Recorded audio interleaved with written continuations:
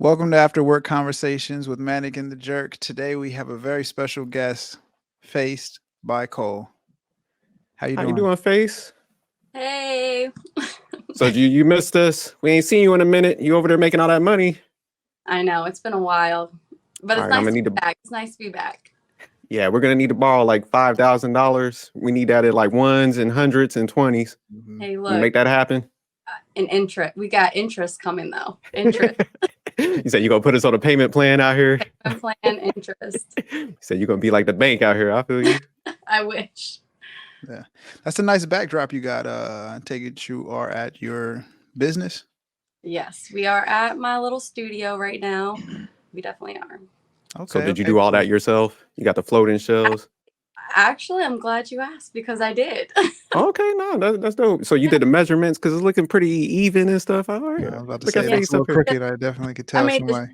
I made the shelves myself. I hung them up myself. At one point in time, though, when I was putting them up, I had like my head holding them with the level, and then I was drilling like this. Oh, for real? Okay, shit. Damn, that's yeah. I definitely would Are have you had somebody in serious? there doing all that. No, I'm so serious. Oh, you made the shelves? Yeah, I did. Okay, Yeah, and that's I what's see you up. got like everything on the shelves. They're like properly aligned. So that's I like that military stuff going on.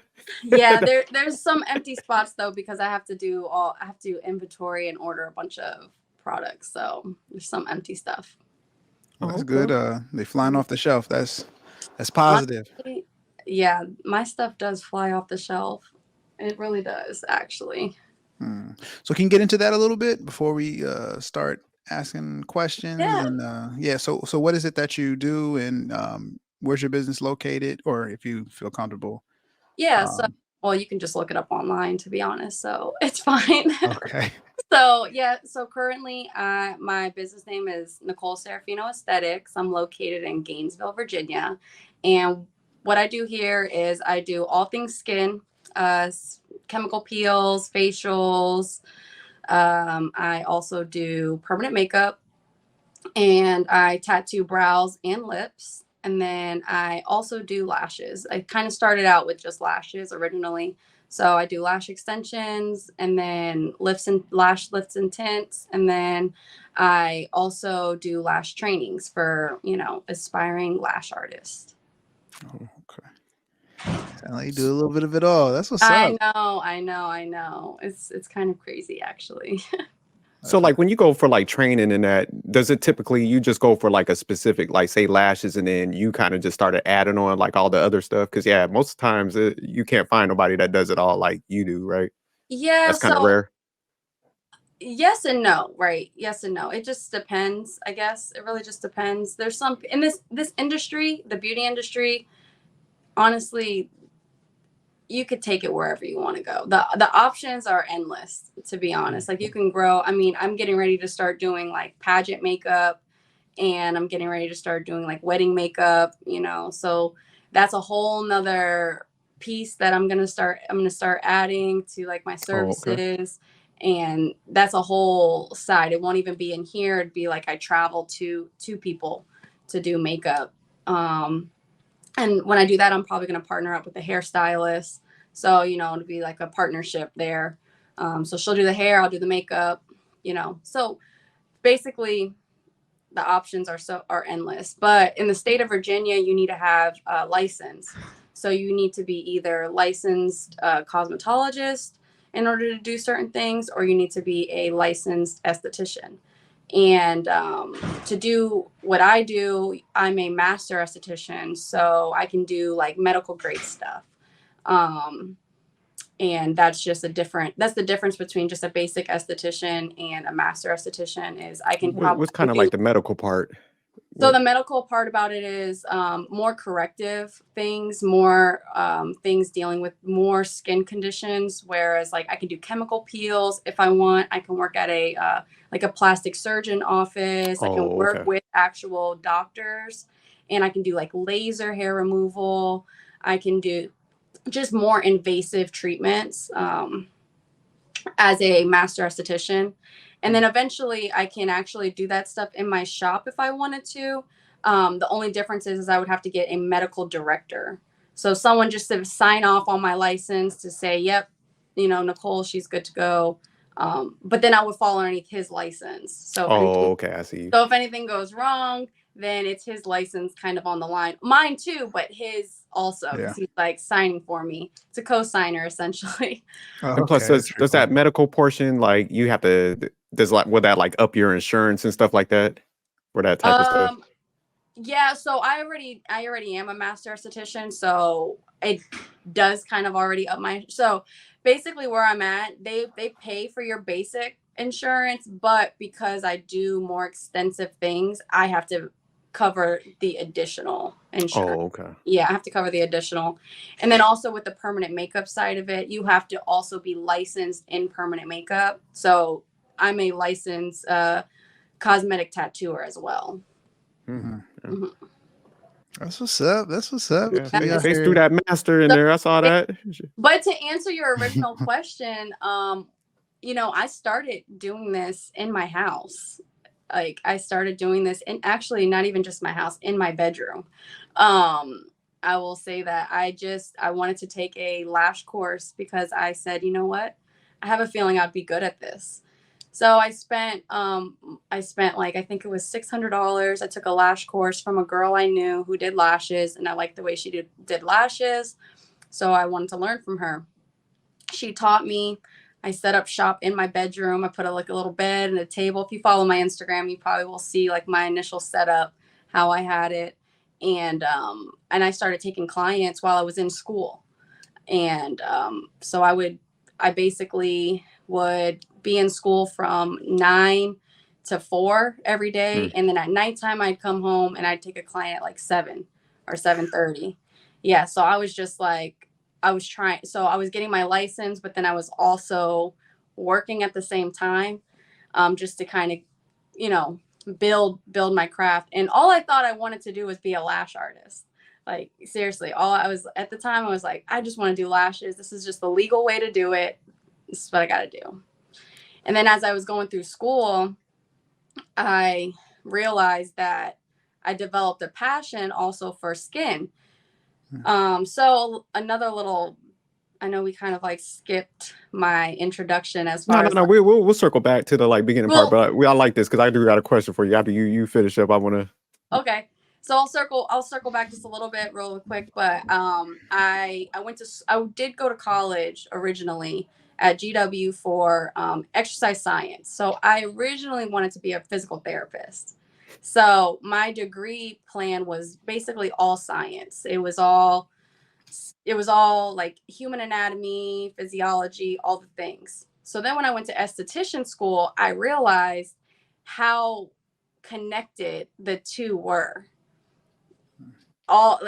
Everything I was learning in school was stuff that I already knew from college. So I was just like, wait, I didn't even know this field overlaps. And I just so happened I was always I'm always interested in the beauty world anyways. So it just kind of was like, wait, this can be a career.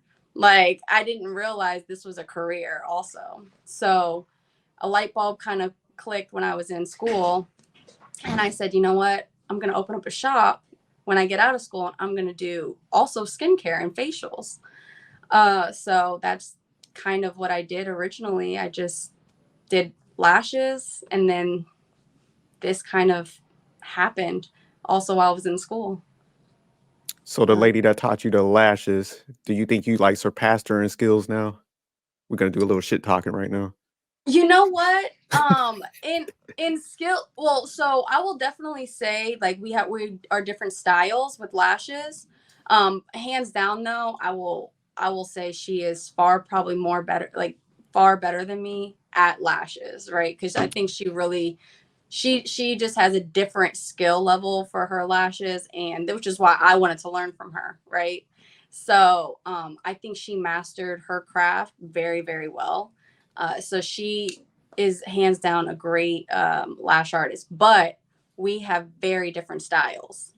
So I think I give more of like a natural set, like I give more of like the natural look, whereas like she gives more of like a glam look, right? And I think if you want to talk about like how hard for all the ladies that are going to listen to this, try and decide what kind of lash artist they want to be. The glam look by far is so much harder than a like natural look.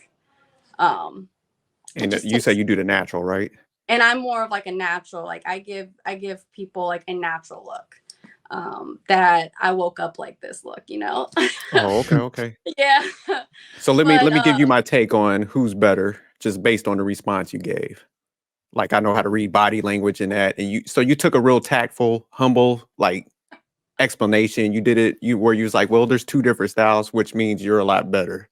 That's just my take. You didn't want to say it, but I like how you like circled around that whole thing and you outlaid the two different approaches. You gave her some props. So the jerk knows how to read this stuff. I just wanted to throw that out there. Well, I will also say to give her, you know, even more kudos is we're done giving her credit. It's all about you. No, I'm gonna give credit. Because at the same time, it's nice to know that like women can also work as a team too. So it's like I help her with other things. So she ended up going to esthetician school also. And you know, so she'll ask me questions about skin. So when it comes to like the skin world and the facial world, definitely hands down, like I would be like her go-to, like I need to ask you questions, you know? So it's a good balance, you know, it's a good balance. And it's a good network to have. It's good to have like people, you know, you could reach out to if you need help. So yeah. No, that is cool. Like networking and using that like partnership type thing. Do you guys still kind of work with each other and stuff like that? Every once in a while, we'll talk to each other if like, you know, she has a question. I mean, for a little bit, she was coming to me actually to get facials.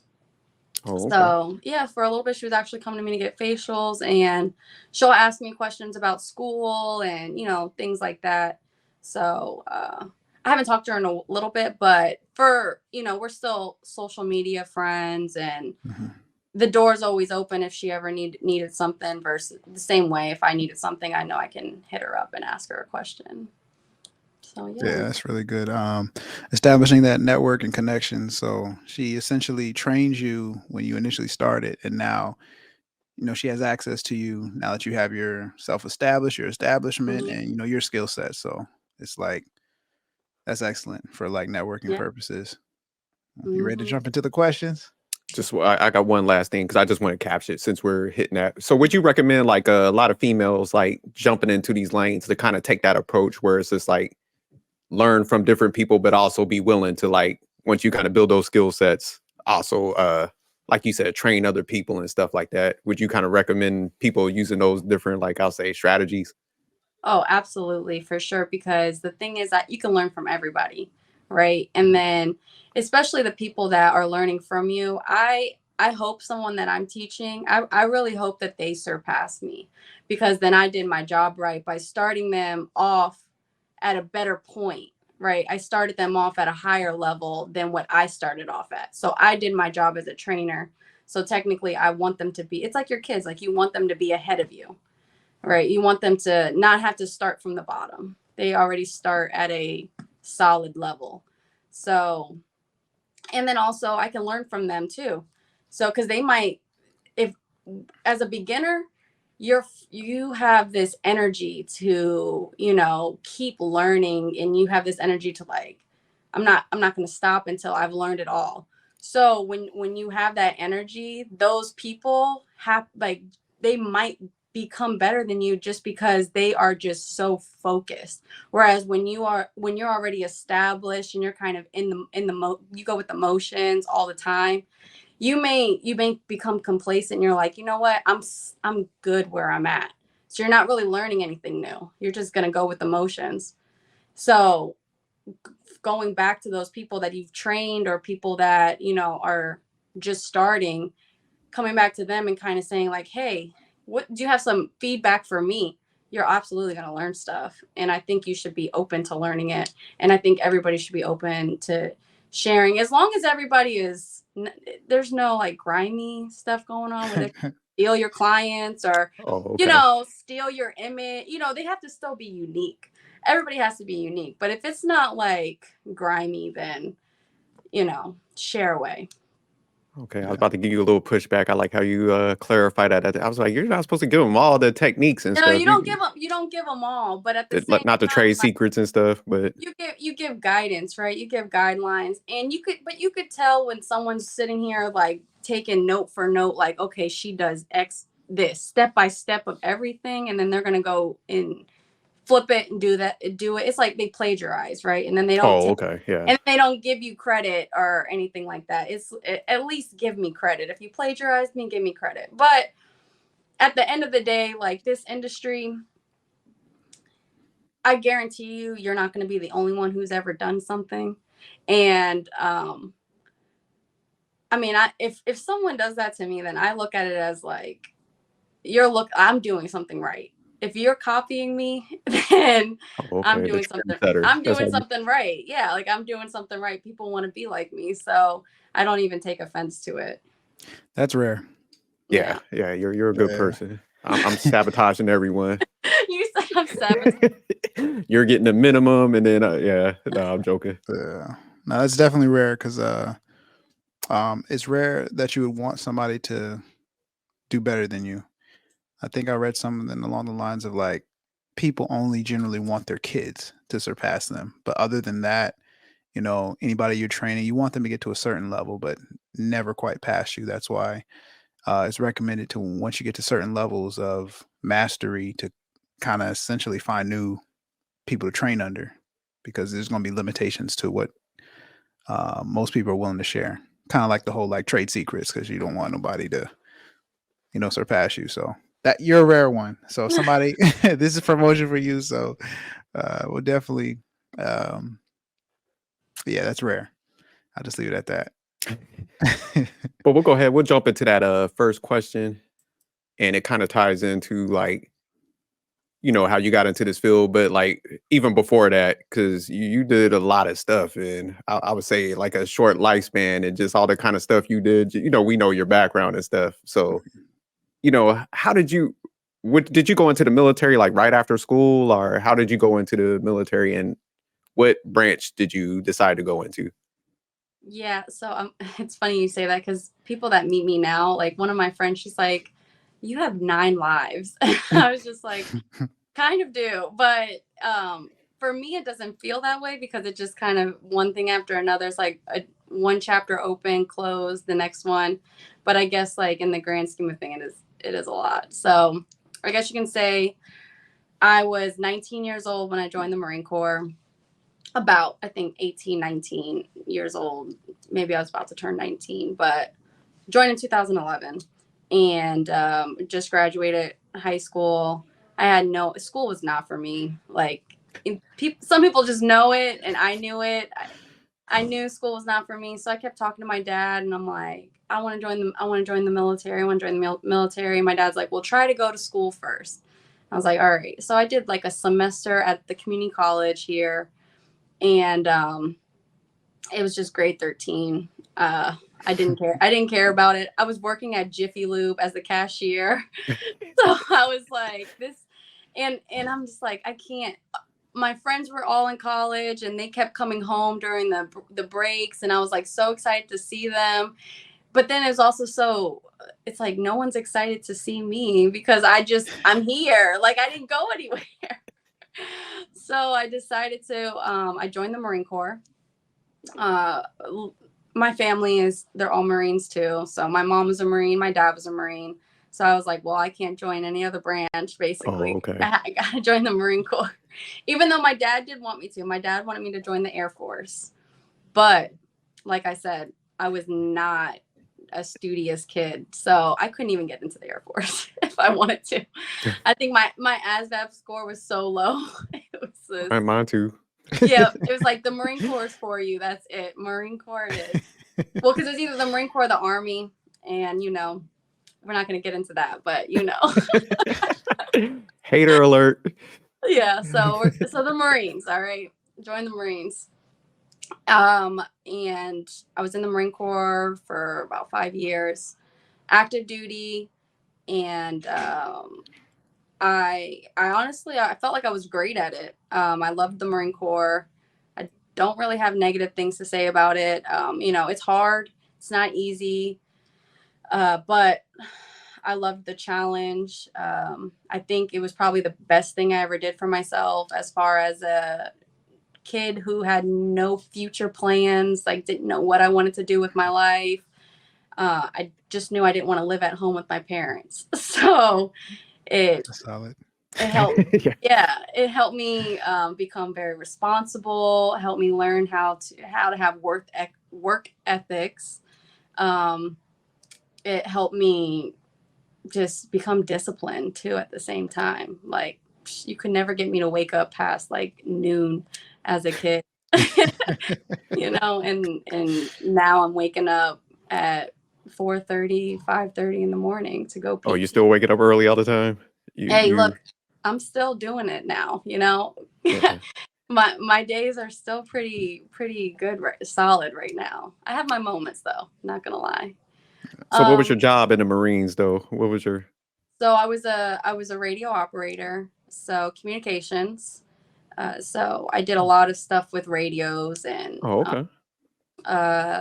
we started transitioning over into like some data stuff, so some tech things. And then I did a lot of that kind of stuff. Oh, And, okay. yeah. So what was the transition? What kind of like what was your decision to like get out of the Marine Corps? So I got out of the Marine Corps because I knew I was not going to do it for 20 years. Like I knew I wasn't going to retire, right? And at this point, I'm what? 21, 22, I'm like 23-ish, 24, right? 24, getting ready to get out. I'm still young. And I'm like, I knew one day I wanted to have a family. But I also knew I wanted to go to college, right? So if you really kind of think about that, you're like, all right, to either do one more enlistment, which would be another 4 years. So then by the time I get out, I'm going to be like 28. And then if I get out after that, then I'm going to want to go to college. That's going to be another like 3 years, so it just like it just sounds like your life doesn't really start now until you're like 34 because Yeah. this is like a young version of me thinking. It's like, okay, now that's old, right? You feel like that's so old. Yeah, My no, life doesn't absolutely. start till you're 34 because you're gonna have to do all these things before you settle down, have a family, and do all those things. So I decided. I said, let's go ahead, just get out after my enlistment and go to school. So I kind of felt like I wanted to do. I liked anything to do with like anatomy. I was really into like physical fitness at the time too. So I was like, I want to do exercise science is the degree path I came up with. And I said, maybe I can become a physical therapist. That was my whole goal, was to do physical therapy. And then in the meantime, like I can be like a tech, like working at a physical therapy office or something. And then you can work with still like veterans and do all this kind of stuff with them. So that's what I did. I applied to a couple schools and I got into all of them. I was shocked. It's like, wow. He's so shocked. I was shocked. And so I went with George Washington University in DC. It's a great school, by the way. And that's why I was shocked. How did I get into this school?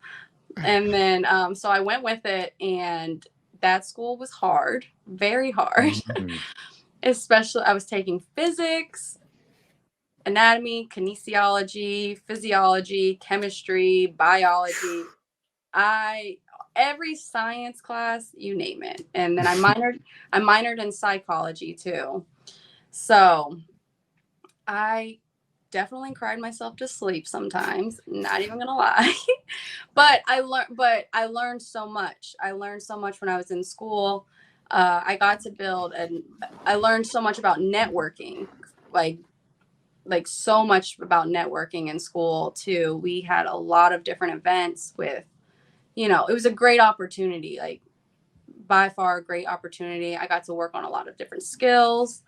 And then I got to, just meet a lot of new people. So it was a really good experience for me to go to college. I think it was like everything just started lining up. Like it was working out the way it was supposed to.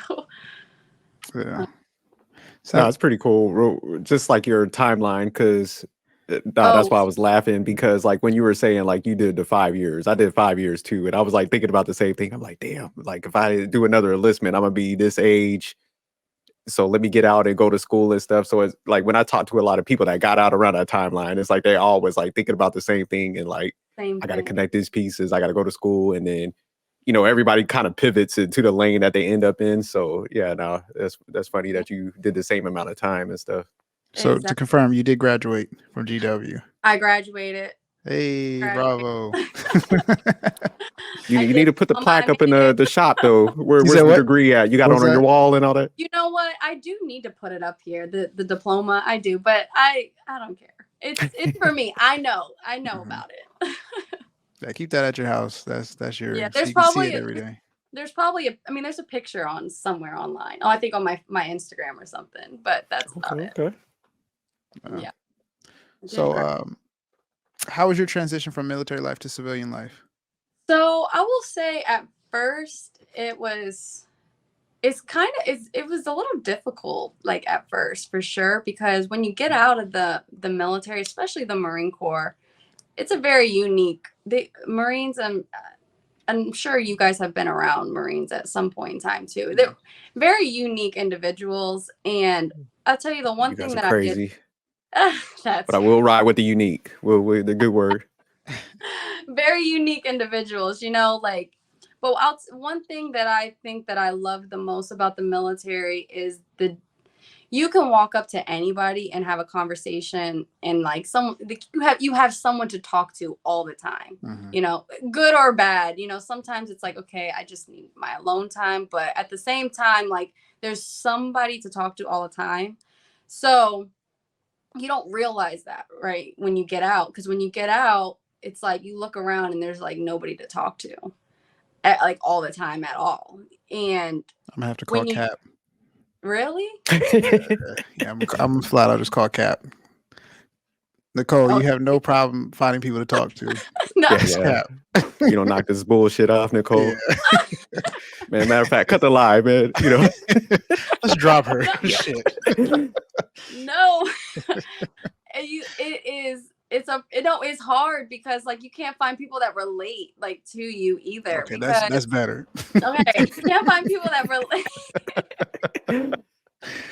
You can't find people that relate because you start, like I'm in college, like all these kids are 18, 19 years old, and Okay, I'm I see just, what you. and I'm like this older person, and who's already had life experience. Yeah. And these kids, the only thing they know is mom and dad.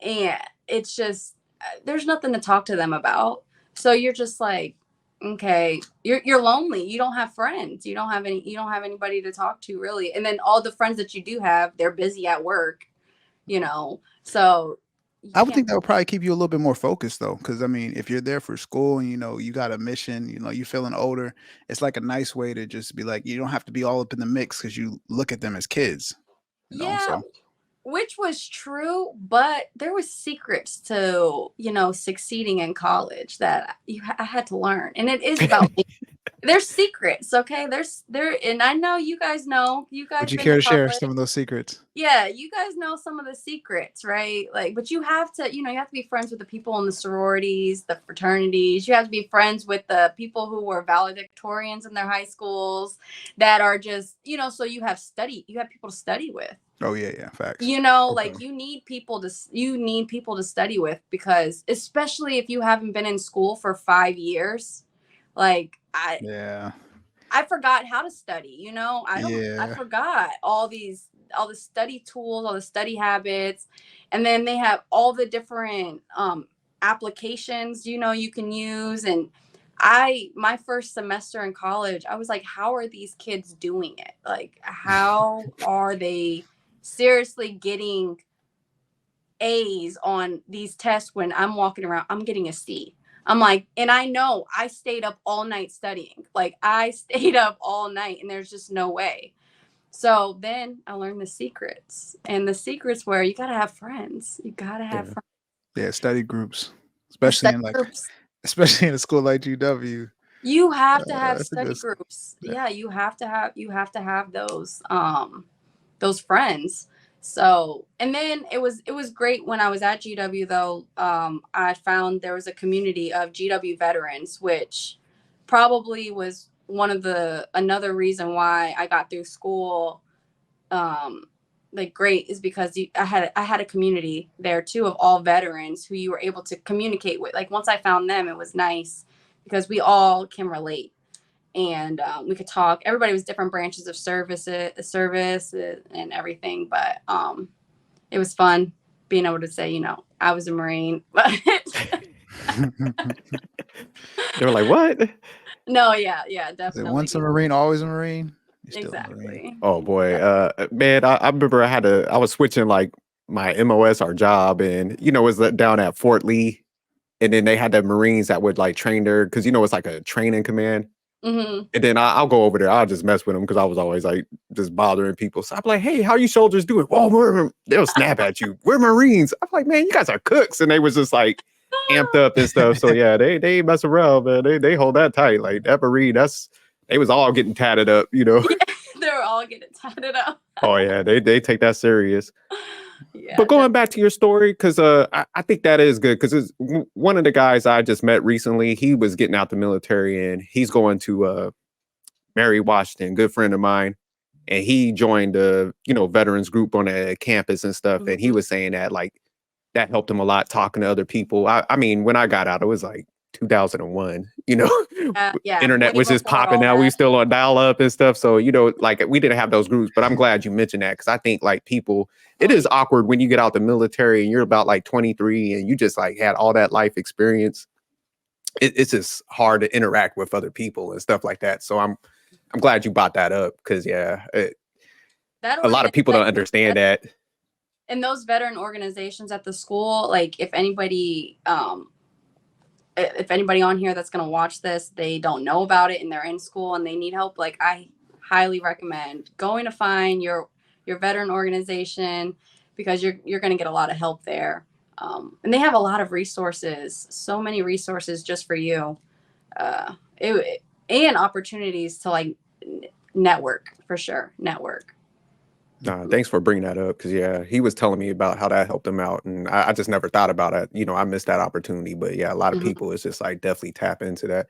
But let me ask you something, like coming out of the military, because it's like that transition from military to civilian life.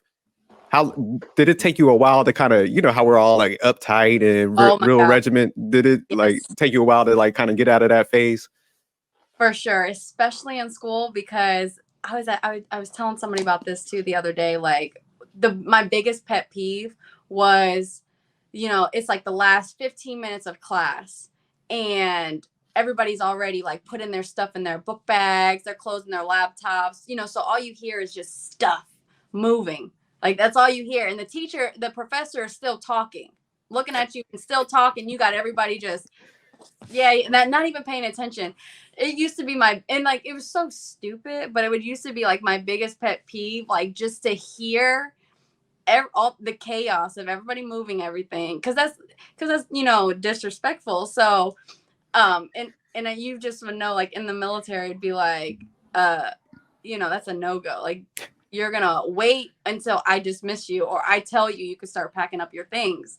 But if I'm speaking, you're listening. Like, basically that's how it would be. So that was like one of the things that I had to adjust to, is just like not feeling like weird. I'm just looking at, and obviously I look just like the 18-year-old kids there too. So nobody really paid attention. So I was just like, God, stop. So by year 4, you were packing up just like the rest of them. 10 minutes before. Oh, yeah. There. Just like, I was like, all right, I got this. I'm a salty civilian too now. Like, yeah. I will jump into the next question. As a successful entrepreneur and mother, how do you find the balance between your personal and professional life? So I mean, this question is kind of easy in a way, but it's a It's kind of Help me. it's a Yeah, I know. I'm about to write this shit down because Where's I'm my trying to pen and still pad? figure it out with my old ass. well, I mean, okay, it's like a mindset, right? If you think all this stuff is gonna be hard, then it's gonna be hard. But if you think it's gonna be, it's like a checklist of the day. So you wake up, you're just productive throughout your day. So that way when, work is work and then your home life is home life. So if you're able to knock out what you need to do during a certain time that you need to do it, then you won't stress out about what you're doing in your personal life, if that makes sense. So I mean, it's So me. you do a it checklist. sounds So good. Yeah, it No, sounds I mean, good, it does right? sound good. Yeah, it It sounds sounds great. It sounds good. like you're organized. Well, I'm organized, but not like organized. Like I just basically the night before I'm like, okay, what time do I have to be at work tomorrow? All right, if I have to be at work, let's say most of the time my first appointment's at 11, right? 11:30, which is great. So that means in the morning, I have time to wake up, get my son ready for school, take him to school, and then I'll go to like the gym. All right. So then I go to the gym, and then working out honestly just jumpstarts your day in general, because you have that great energy flow afterwards. You have like, all the endorphins are kicking, and you just like, you feel so productive already. Like, I got to work out in. Yeah. So you work out and then go to work, go to work at 11:30, and then you're there. I'm at work, depending on whatever time my last client is. Then after that, I already worked out for the day. I already worked for the day. Now I just got to go home and just kind of like chill. And it's just, I mean, a lot of times for me, what sucks is that I work 24/7 kind of, because I have constantly people sending me text messages or DMing me requesting appointments or information, or just kind of like still having that like client relationship with me, right? Because you become friends in a way. So I think that's the hardest. That right there is probably, once you develop a balance with that and boundaries with that, not letting that interfere with your personal life, then it becomes kind of easy. Okay. So it's basically setting boundaries as like the entrepreneur of like, okay, where do I draw the line of like working? Like, where do I draw the line for working? And then you kind of go from there. Okay, Because like that. typically, how does your days? About what time do they end? Well, like what time I go to sleep, or what time does like Like work? you kind of stop working I mean, at the job. I typically stop working. Like, I take my last appointment probably around, on a regular week. We're not talking about holiday schedule. Okay. We're talking like regular. My last appointment will be at like 5:30. So, which means I'm done at work by like 6:30, maybe 7. Maybe 7, maybe. But most of the time I try to be done with work by like 6 most of the time. So most of the time I try to be done with work at 6, and I just go home. But I still work afterwards, right? Because then that's when I get to my phone, and I get to messages, and I get to emails, and I get to like voicemails, and depends on those. I kind of take it in as a priority. So it's like, if it's a priority, I respond to it. If it's not a priority, then I'll get back to it tomorrow. Oh, okay. Yeah. Damn, so you're like a machine out here. So Yeah, sounds like you need an assistant. You know what? That soon, one day soon. One day soon. Yeah, we put it in, plan it in motion. You know what you said earlier. You think about it, and it'll happen. Yeah, one day soon. One day. So let me ask you a question, because I also know you're a mother, and like just juggling all this stuff. I ain't gonna lie to you. I probably would have quit a long time ago. But so you add the mother piece on top of that, being like an entrepreneur, and you got everything. You have to be structured, and since this is your business, you gotta put that extra, like I say, insight on everything, and you're in charge of the whole operation. So it's like, man, you got to just be like, you're wearing multiple hats. How do you balance that also? Because So that part was very hard. Like, I guess you can say in the beginning for sure, because in the beginning of building a business, yeah, I will say in the beginning of building my business, I was working 24/7. Like, this schedule that I just described to you before was non-existent. This is like when you first start a business, I mean, it's just you are working 24/7 around the clock. You don't stop working because you don't want to fail, right? But I will definitely say, like, as far as being the mom piece, I'm grateful for my family too, because they definitely have stepped up and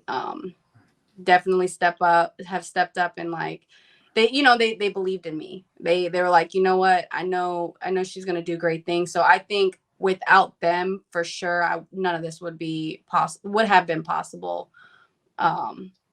So I'm grateful for them. Like, I put a lot of like gratitude on them, because without them, like I wouldn't be here talking about this with you guys for sure. So that's a big piece of my success, is definitely my family, support system for sure. And they continuously support me, and they continuously provide like any additional help that I need. So that's something that I'm blessed to have, and I'm lucky to have. Like, I'm very blessed for that. Not a lot of women have that, or men either. Like, a lot of people don't have that. So it might be a little bit harder for them, but I will still say everything's possible. You just have to take the cards that you're dealt and then use them the right way. Yeah. No, I I'm agree. glad. That Go ahead. support system, that support system, especially having a child, is crucial. That can, really make life very miserable if you don't have that, and can, you know, um, ease whatever you got going on in your professional life. Once you do have that, so I just want to second that. Yeah, it works on both sides, men and women. I'm But I mean, definitely. it definitely sounds like you got a great family. But I like one thing you said, where they believed in you. And I think Mhm. sometimes like people got to give somebody something to believe in. Because, if you were probably like lazy and not executing, they're probably like, hey, you know what? Oh yeah, We're not hands going down, to sit here and hands support down. some nonsense. So I think like, because even Manic, like kind of don't like the guy, but definitely, hard worker. And it's like, I can see why families would like pour into people that's doing the right thing too. So I think I just wanted to mention that, because there's some kids out there, like, they're going to go run into their parents like, hey, I need some support. They're like, man, you don't wake up till like 5 o'clock in the Oh afternoon. yeah. No, I'm good. What's crazy is just to like add to that too, even like the backstory of it. I've had this vision for a while, like before I even executed. I had the vision for a while, and I would say like my dad's probably my number one fan, my number one supporter. Like, I can tell him I can go to the moon tomorrow. My dad's gonna be like, you can do it. You got Yeah, Oh, it. for real? Like, Oh, that's cool. I believe in So that's you. your what's daddy up. girl, huh? So like he definitely believes in me, like I'm capable of things, right? But it's because he's seen me in action, right? So Mhm. but yeah, so I had this, I've had this dream, I've had this vision of things that I can do. And I was talking to my dad about it for a while. I was like, I can do this. And I'm breaking down like scenarios, and I'm Mhm. telling him how I can get there. And so one day my dad's like, all right, cool. He pulls out a notebook, because he's old school, and a pen and piece of paper. And I'm telling him, like, he's like, all right, so what are the steps? What are the steps that we need Yeah. to do Okay. Yeah. for you to get there? Right. So him and I laugh about this all the time. We're sitting in the living room. He's writing down. I'm like, all right, step one, this, two, all I'm getting listing all the steps. And my dad's like, all right. So now he's trying to figure out timeline. And I'm like, all right. He does his own timeline in his head. And he's like, all right, so maybe like, 6 months we'll have all this done. Because ideally, that's probably what, I'm not going to lie, the average person probably would have taken to do it. And then all of a sudden, my dad follows up with me, like, let's say 3 days later, and he's like, where are we at, like, with doing step one? Like, where are we at with step one? And I'm like, oh, I'm already on step 6, dad. And Oh, he's okay. like, Damn. and he's like, what? He's like, and I'm not even kidding. Like, we joke about this to this day. My dad's like, I remember sitting there writing all this stuff down, and then he was like, what did I write it down for? It's not like you needed me to, because you were already done by the time I followed up with you on step one. Yeah. So I think like your mind's a powerful thing. When you set your mind to do something, if you just do it, you can do it. Like, Absolutely. Yeah. that's the whole thing. Second that. I concur. So you think that like a Marine Corps background like definitely helped you with that execution and stuff, like just executing those stuff? Definitely, for sure, because I've had some good leaders, and a few of my leaders, they have definitely put that that they have helped me like gear my focus and like execute like steps in order, for sure.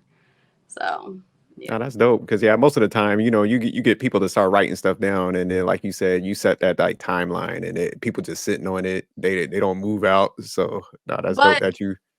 But that brings back to your point about being a mom. Like, the hard part about it is like, for me, I had no choice. I said there is no failure in this option right now. Like, I don't have time. Like, this needs to get figured out now, because like, I have someone to provide for. So it kind of, that's why, like, if anything, like, I'm so like, I would have never probably done a lot of this as fast as I've done it either without that piece to the puzzle. So I will say, like, hands down, like, it's because I didn't have a choice either. Failure wasn't an option. Yeah, no, I agree with you. Yeah.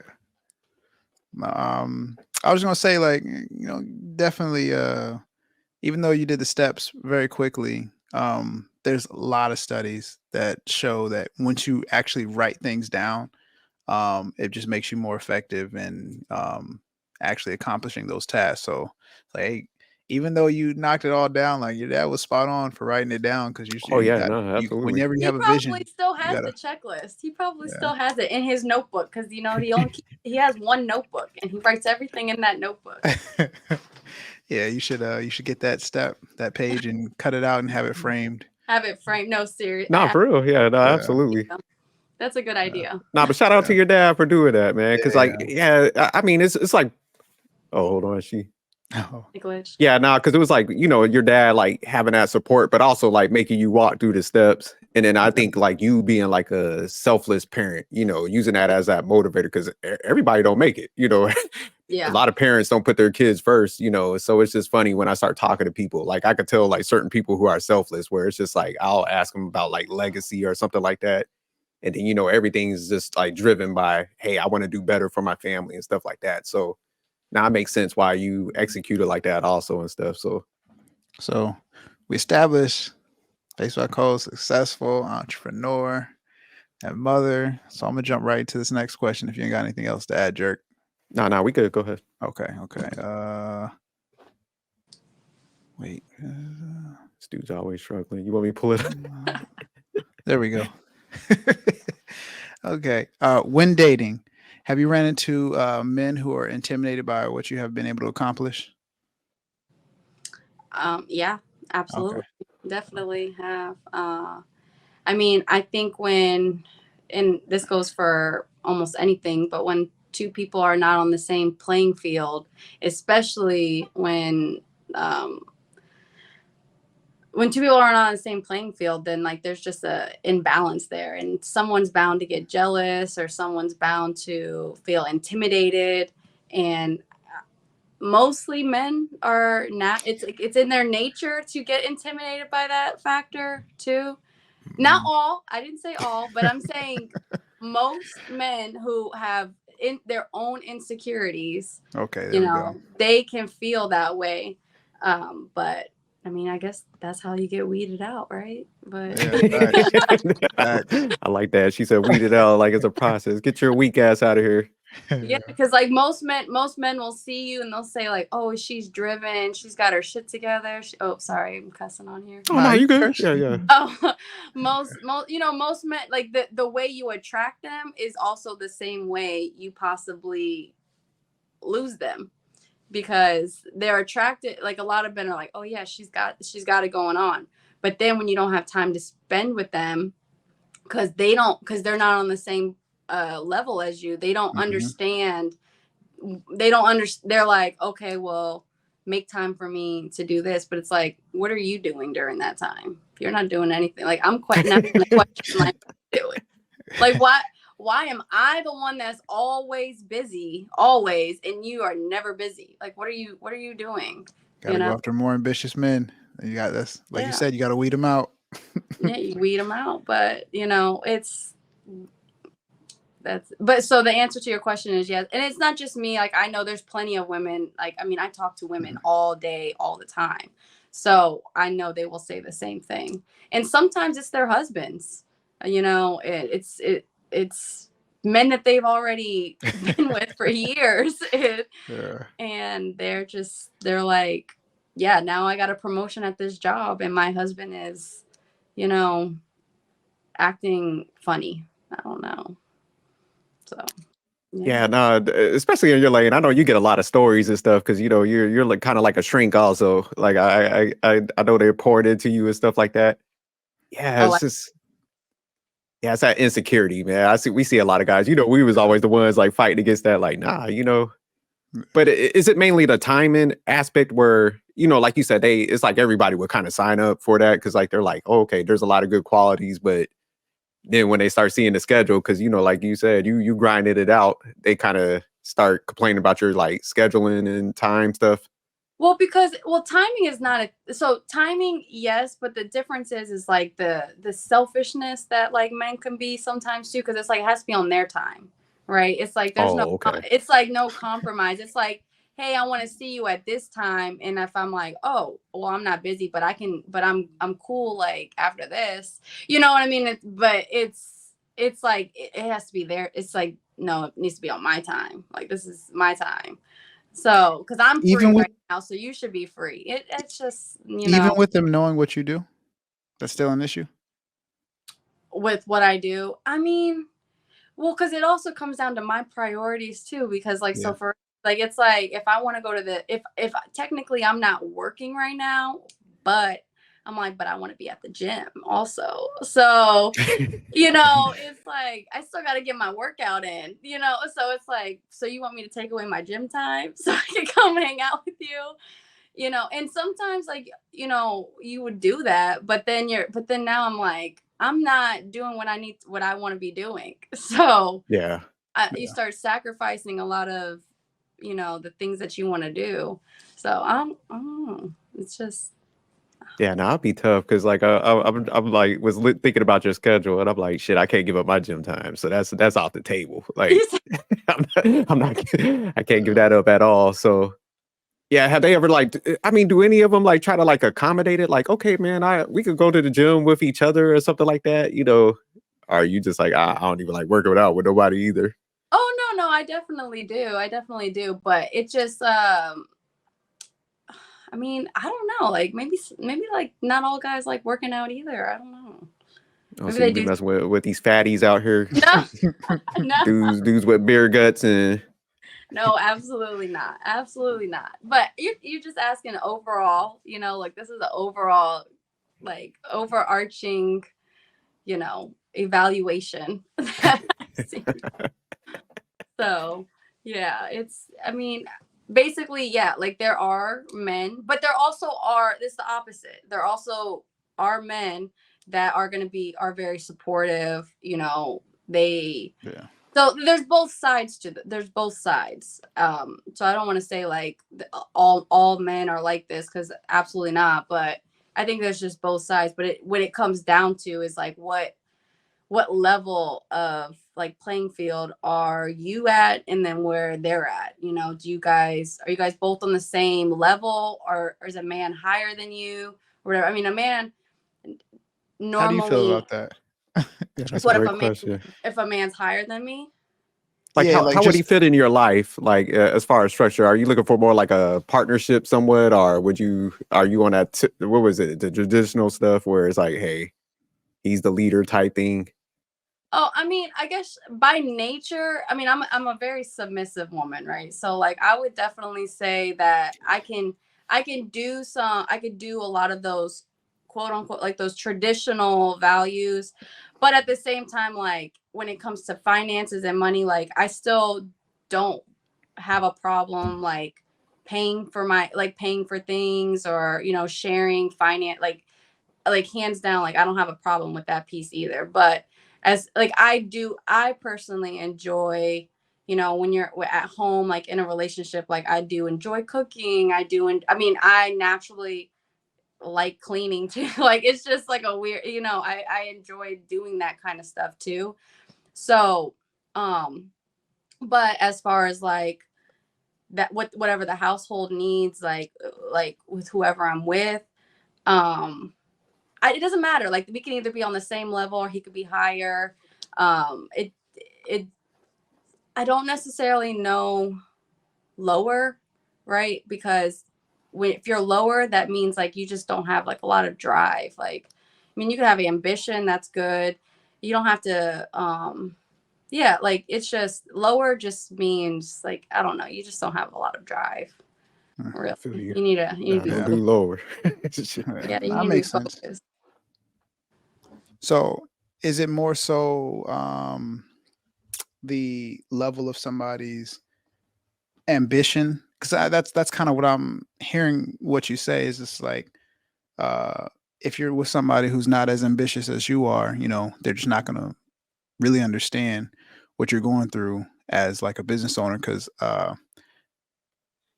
when you were speaking on like, oh yeah, I have to give up my gym time to like accommodate like some time with you, like I would think that that would be almost like a no brainer for somebody who's like interested in you. They would have to accept your schedule and maneuver around that. Well, I mean, I'm flexible too, right? Like that's the whole point of being an entrepreneur and having your own business too, is I'm flexible, but it's like, what am I being flexible on, and to who? Like what's the value in what in the person that I'm doing this for, like doing this for or with. And if you see potential, then of course, like I'm gonna compromise certain things, but also like the compromising is not going to come like I'm losing. It's going to come as Yeah, a win, right? Because like if I'm pouring into you, you're probably pouring into me too facts. at the same time. So it's not really so. And also like I feel like we got to have like similar interest in like what how you want to take care of yourself Hmm. in general. Like, we have to be on the same page when it comes to like our health, and Yeah, so like somebody who is understanding of like those things, then that's probably, you guys, you match, right? But if it's like you don't kind of see eye to eye on that stuff, and you're somebody who's like, well, I want to go eat fast food every night and I don't want to eat healthy, or like I don't really care about going to the gym, it becomes more of like long term, that becomes like a nagging situation. It's like they don't understand like why you're doing what you're why you're doing what you're doing, and then now you look at them and you're just like, okay, well now you're disgusting, and you're just like, oh, one hmm, person's getting fat, the other person's getting in shape. It's like Yeah, yeah. Nah. something's not right. no, that makes perfect sense. I deal with that as well. Well, what I'm kind of getting from you, and I see a lot of people kind of do this. It seems like they intentionally like want to take you off like a productive path and stuff. Like as far as schedule, what I see with some people, and like you said, it's like coming from like a self-centered type space where it's just like, hey, can you accommodate this? And it's just like, hey, like you were kind of pointing out, it's like, what are you doing with your time and stuff like that? So I don't think you're like, and correct me if I'm wrong, like you're not really Oh, chasing you're too much right. ambition. It's more or less like the execution. Like, hey, what are you doing with your like time? And are you Yeah, actually like what am moving on a path? right, it's like, what am I sacrificing this for? I'm so like, you know what I mean? It's just like, what's the goal here? What's the point? Like, is there something positive on the other side of this? Because it's cool like the first month or like a week or whatever the case is. But then if you to think about long term, it's just like, is it going to always be like this? So yeah. Yeah, Yeah, because but I always exactly what you said, Jerk. Exactly. yeah, because I always try to tell people, you know, like they'll be asking me questions. I'm like, hey, if you're doing stuff like for a positive, you know, meaning or purpose, whatever, and it's productive, like don't accommodate the other person. I'm sorry, because Mhm. you know they can always get on board, and it's like if somebody's, because you know it's like therapy too, like working out and stuff. So it's just like if somebody's like doing that type of stuff, it's like let them be, man. But you, like you said, you'll get them people that want to like pull you from that. And then, like you said, it's going to end up in a place where, like you said, I think most people try to accommodate it for a short period of time, but then that resentment comes. It's like, man, it ain't going to work out. So, Yeah. Yeah. but let me ask you a question. How do you, so like going on dates, because you're pretty like structured and stuff. You know, like I think a lot of people that come out the military, no, I'm structured as hell. Like I'm up at like 3:30. My wife be cracking up like, man, you can't. I think the latest I can sleep in is like 5:30. So, you know, she's always just like, all right, sometimes I just go in, I got like an opposite room sometimes where I let her sleep in and stuff because I'm just so regimented. But I know, like, if I was dating people, I would have to let them know like how I operate schedule wise. Cause like you said, I think it would scare off like some people. So do you kind of tell them up front, like, hey, this is kind of how I operate? No, Yeah. because, no. Well, because I mean, I guess. I mean, Obviously, it wouldn't be safe to do that, honestly. You right. It's gotta, like, look, this is it. yeah, those motherfuckers start 5:30, we stalking waking you. up. 6:30, we got breakfast downstairs. 7:30, you're upstairs brushing your teeth again. Like, you know, it's all the things. Like, you know, that's scary. For me, it's like I'm a very observant. Like, I'm gonna observe the scene. And I'm gonna go. I still am very much like go with the flow kind of thing, because I'm not gonna be like, all right, it's X, like this is the list that we're doing today. Like, absolutely not. I'm not like that. I'm very laid back at the same time. I'm very able to just kind of like let you, because one, I do this at work, right? This is the difference too. At work, I'm the boss. I'm in charge. I'm all the things, right? I have to think about a million different things. When it's time to be in a relationship or I'm at home, I don't want to have to do that stuff. That's Oh, why okay. that's like that's like who I'm with. That's their job. Like, I want I want a man that's going to be able to do all that for me, where I'm just like, okay, cool. I trust you. I support you. Like, I know you are a good decision maker. So I don't even have to question it. And that right there that's a peace of mind. Like, that's my peace, right? Is to have somebody that gives you that, where you don't have to do that stuff. So, But do you think that requires like a certain type of guy that could like oh, absolutely. meet? Okay. Definitely requires a certain type of guy, for sure. Not every guy is going to be like that either, so, but that's, what it comes down to, weeding them out. Yeah. I'm gonna skip the next question because it's like Yeah, we kind of hit on that. yeah, we definitely hit on it. I'll just read it, but I think we kind of hit on it. From a successful woman's perspective, what difficulties do you run into when establishing a meaningful connection?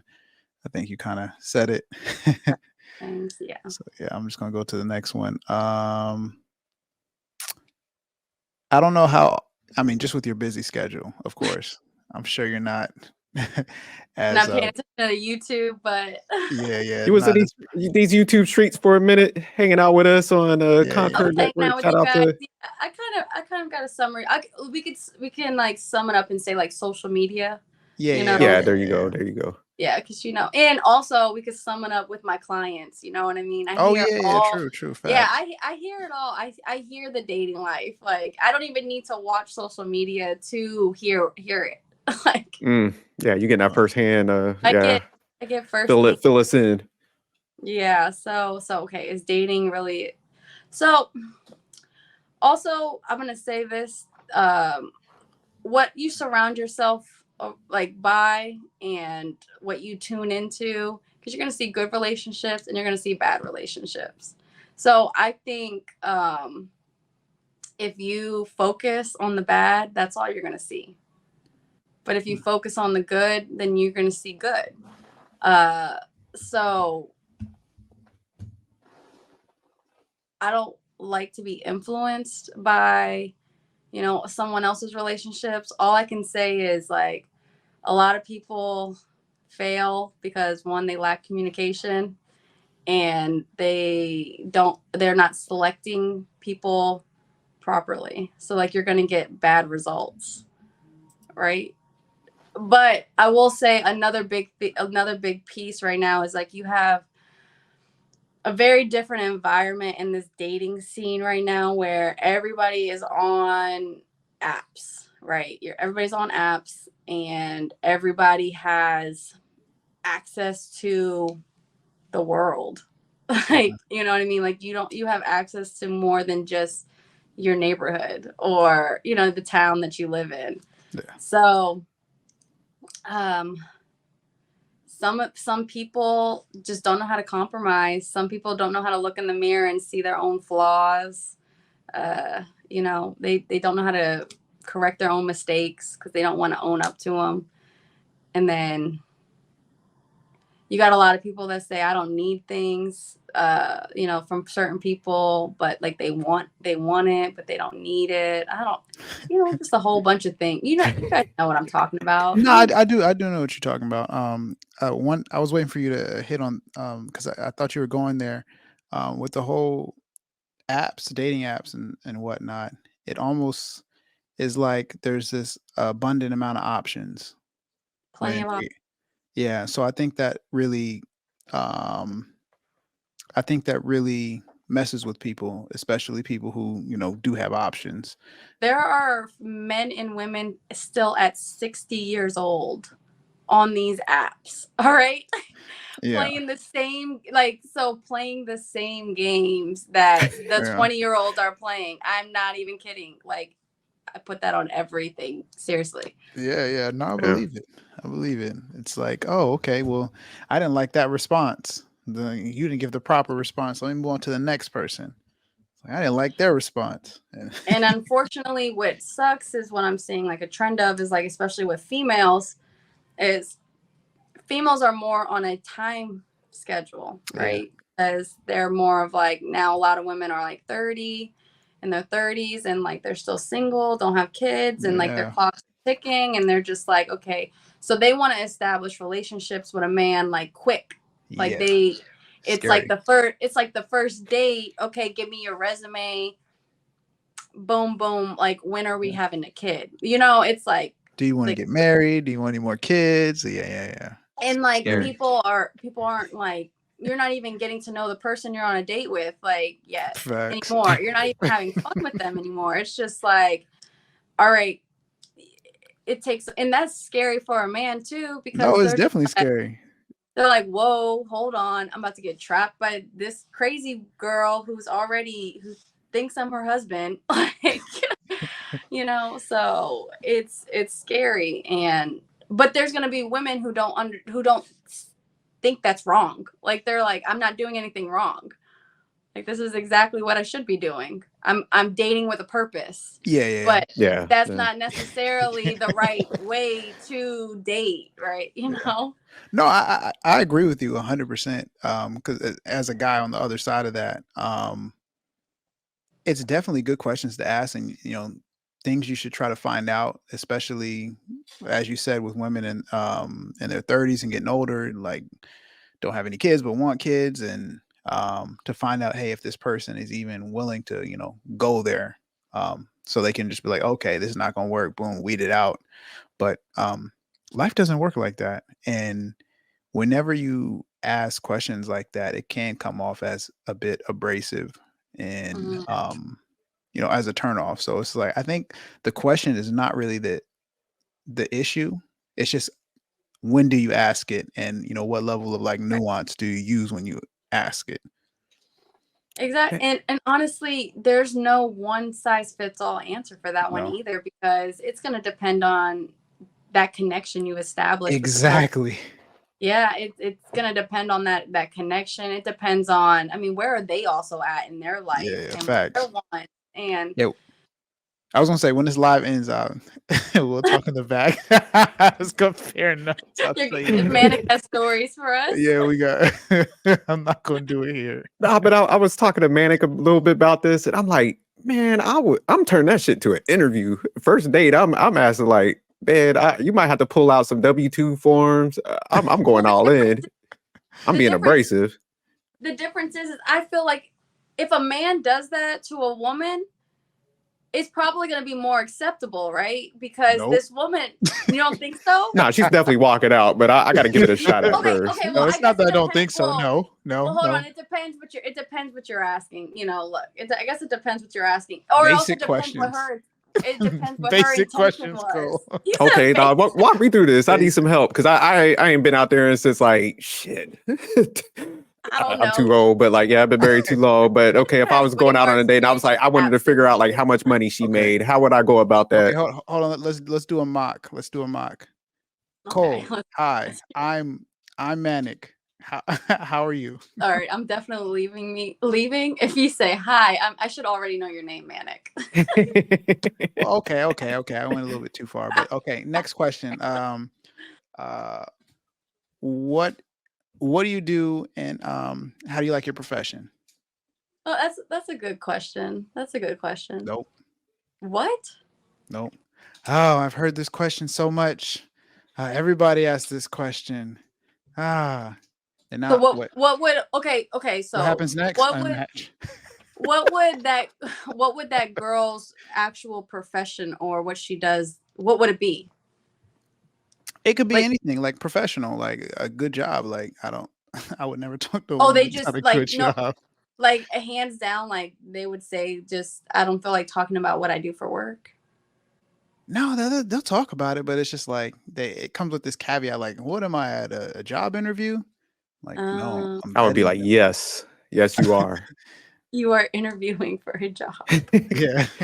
You're interviewing I think for a it's like, position. I mean, your personality has to come through, right? Because like at the end of the day, like there's not everybody's going to be for you too, you know? Not everybody's going to be for you. And it's good to be able to find out that if those are questions, in my opinion, like, okay, Manic, if those are questions that you're like, I want to be able to ask on a first date, and I want to be able to, it just becomes a fluid conversation right then and there. With a woman who is automatically taken back with that right there, one, you're not going to waste your time anymore because oh, cool, like we can't connect on that level. Spit that game, Cole. Tell them. I'm out. Like I'm gone. Right? Weed them out. Weed them out, right? You already did that. But let's just say you met a girl and you started asking those questions and she just starts having this fluid conversation with you. Then oh, okay, we're on to something now. Yeah. Because at the end of the day, you have to be your most authentic self when you go on these dates. And if you can't genuinely ask these questions and like a girl is like going to be interested in them, then like that's not going to be the girl for you, right? Because you're going to continue, you're going to keep that same energy moving forward. So if she's not there, well, one, I would probably do a FaceTime maybe before you even do a let's meet in person. I'm surprised you don't do that, Manic. I don't, yeah, FaceTime. Yeah, no.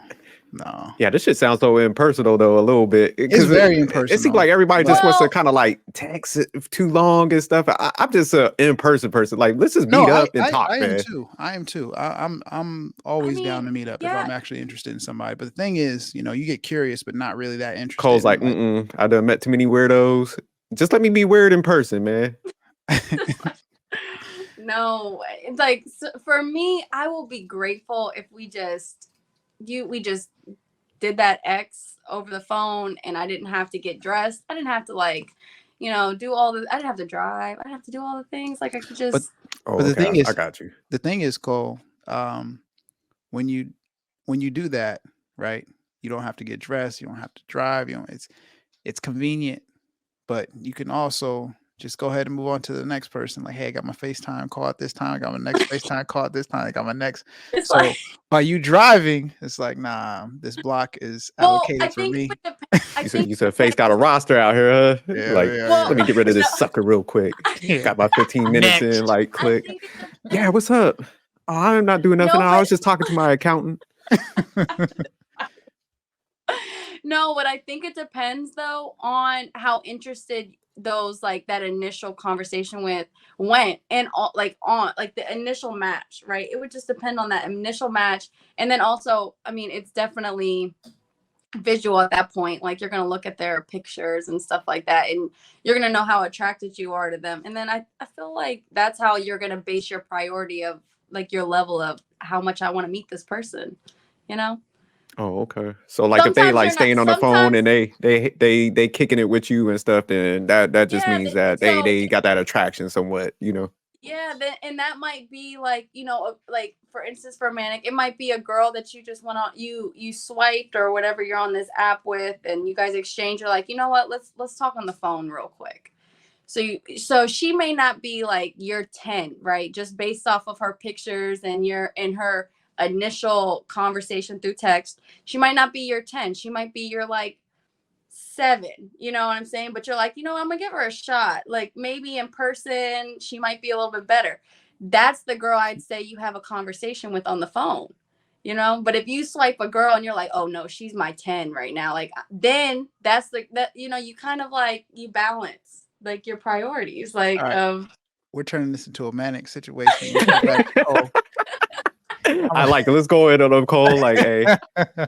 So what would you Start consider a dissecting. 10, Manic? We're putting pressure on you. yeah. What do I consider a 10? A job. She's got to have a job.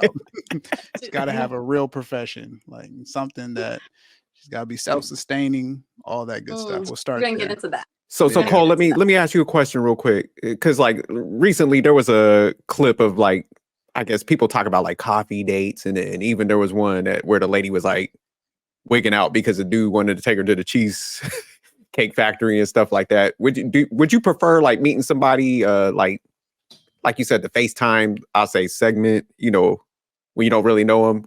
Would you do like coffee dates or something along those lines? So I'm not opposed to a coffee date for sure. But I mean, I'm gonna go with the vibe, right? I'm gonna go with the vibe and the energy that the initial. Honestly, a man that puts in effort, any kind of effort, is gonna like one, there has to be that both ways. Like, you know, there has to be that like I also have to like want to be engaged with them. Okay. So I'm not gonna say any guy that puts in effort I'm giving the attention to. No, let's just make sure that's not what we're talking about here. I'm talking about if both of us establish like, okay, cool, there's a connection. Just based off of like a picture, right? Because I'm assuming that's what we're talking about, based off of a picture. But I'm gonna go off the energy. I don't know. Like I'm not opposed to if we've initially swapped numbers and he calls me. Like what I don't, and then or he says, hey, let's go grab coffee tomorrow, like during your break or something like that. Like there's not something like I don't think there's anything wrong with that. I think the situation just depends. Like it really just depends, right? No, I feel you. Yeah. So like a dude that's like you said, you're 6 and 7. My man, you got to go to like Texas Longhorn, Texas neighbors. You ain't grabbed. No, I'm See, joking. but I'm the wrong. The Fogo de I'm Chao. not gonna lie. Yeah. Like, you're a 6. You need to Yeah. take me to Yeah, the. you got to up the ante. It's like, Yeah, oh, okay, you're a 9. You could take me to coffee. Yeah, we'll grab that coffee. right. If you're a 9, 10, I'll be like, all right, I don't care. Go ahead, FaceTime me. Like, go ahead.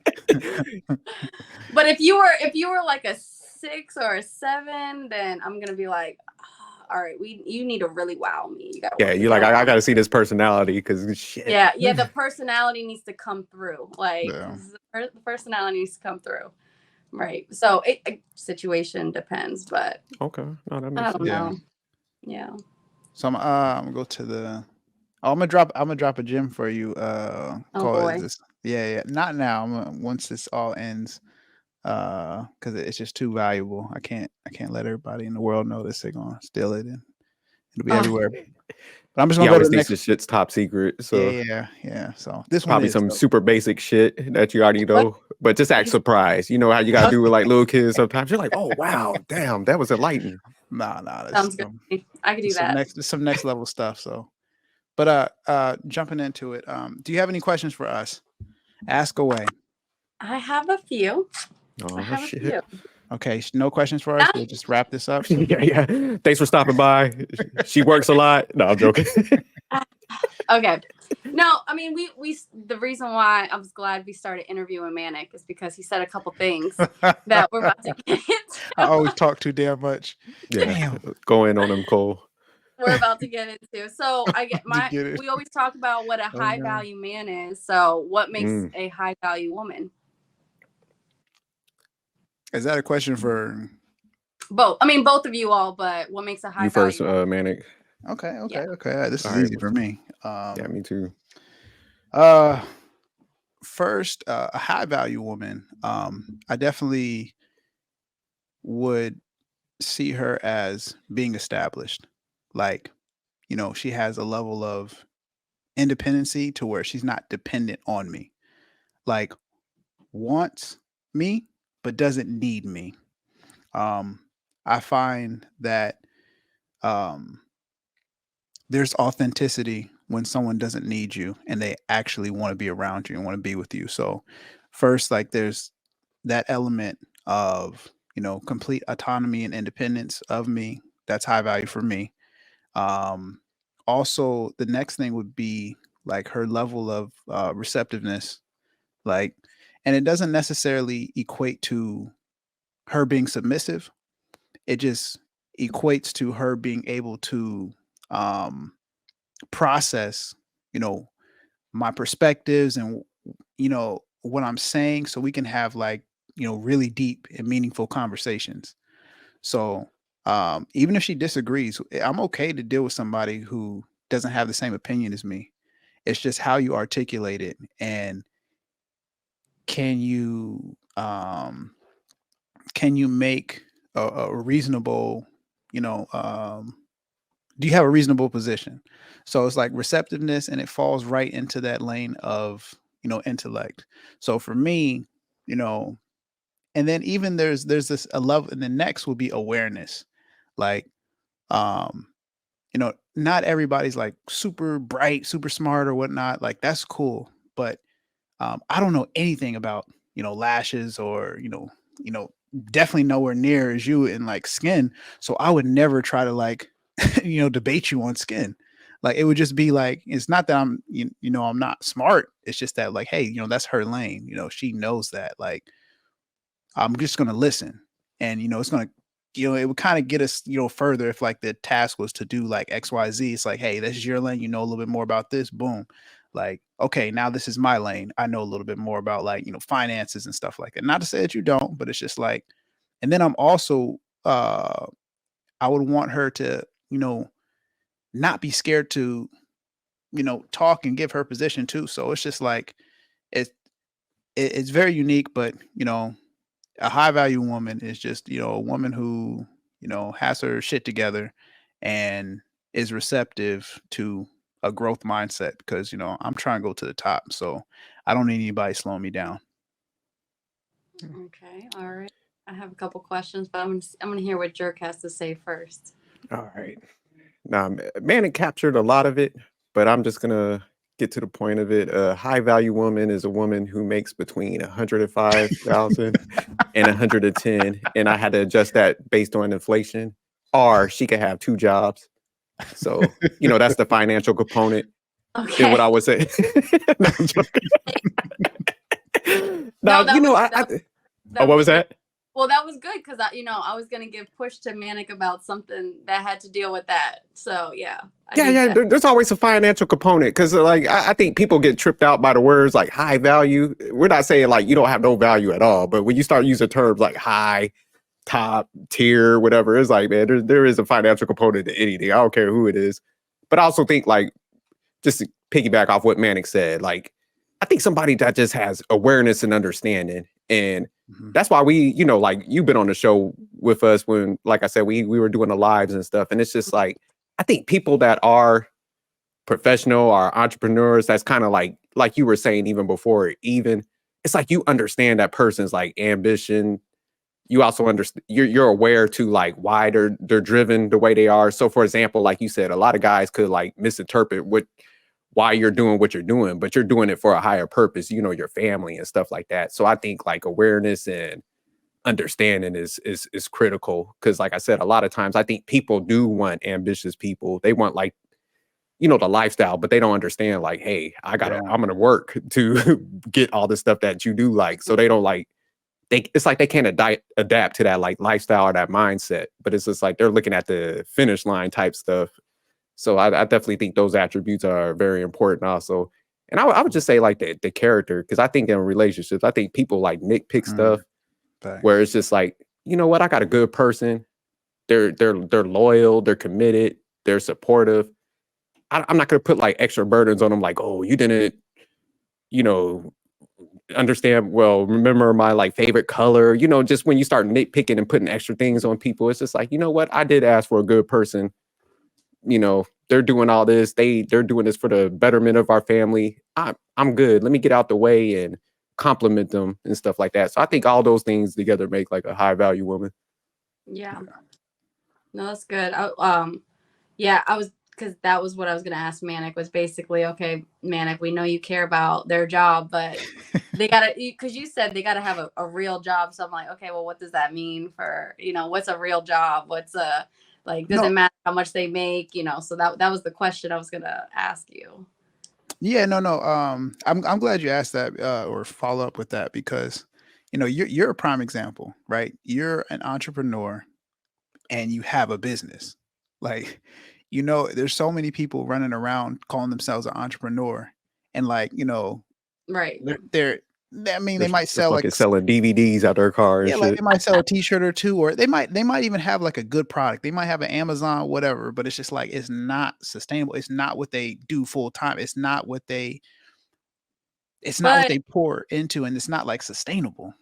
Right. But if you are a high value man, you can see this, like, let's say she's selling DVDs out of her car, or like making candles or something like that. Mm-hmm. You as the high value man, you could see the potential in this. You know, you could also help her make it something bigger too. Yeah, but I don't do potential. So what you're saying, so what you're saying is that's not a high value woman, because she's not doing it on her own.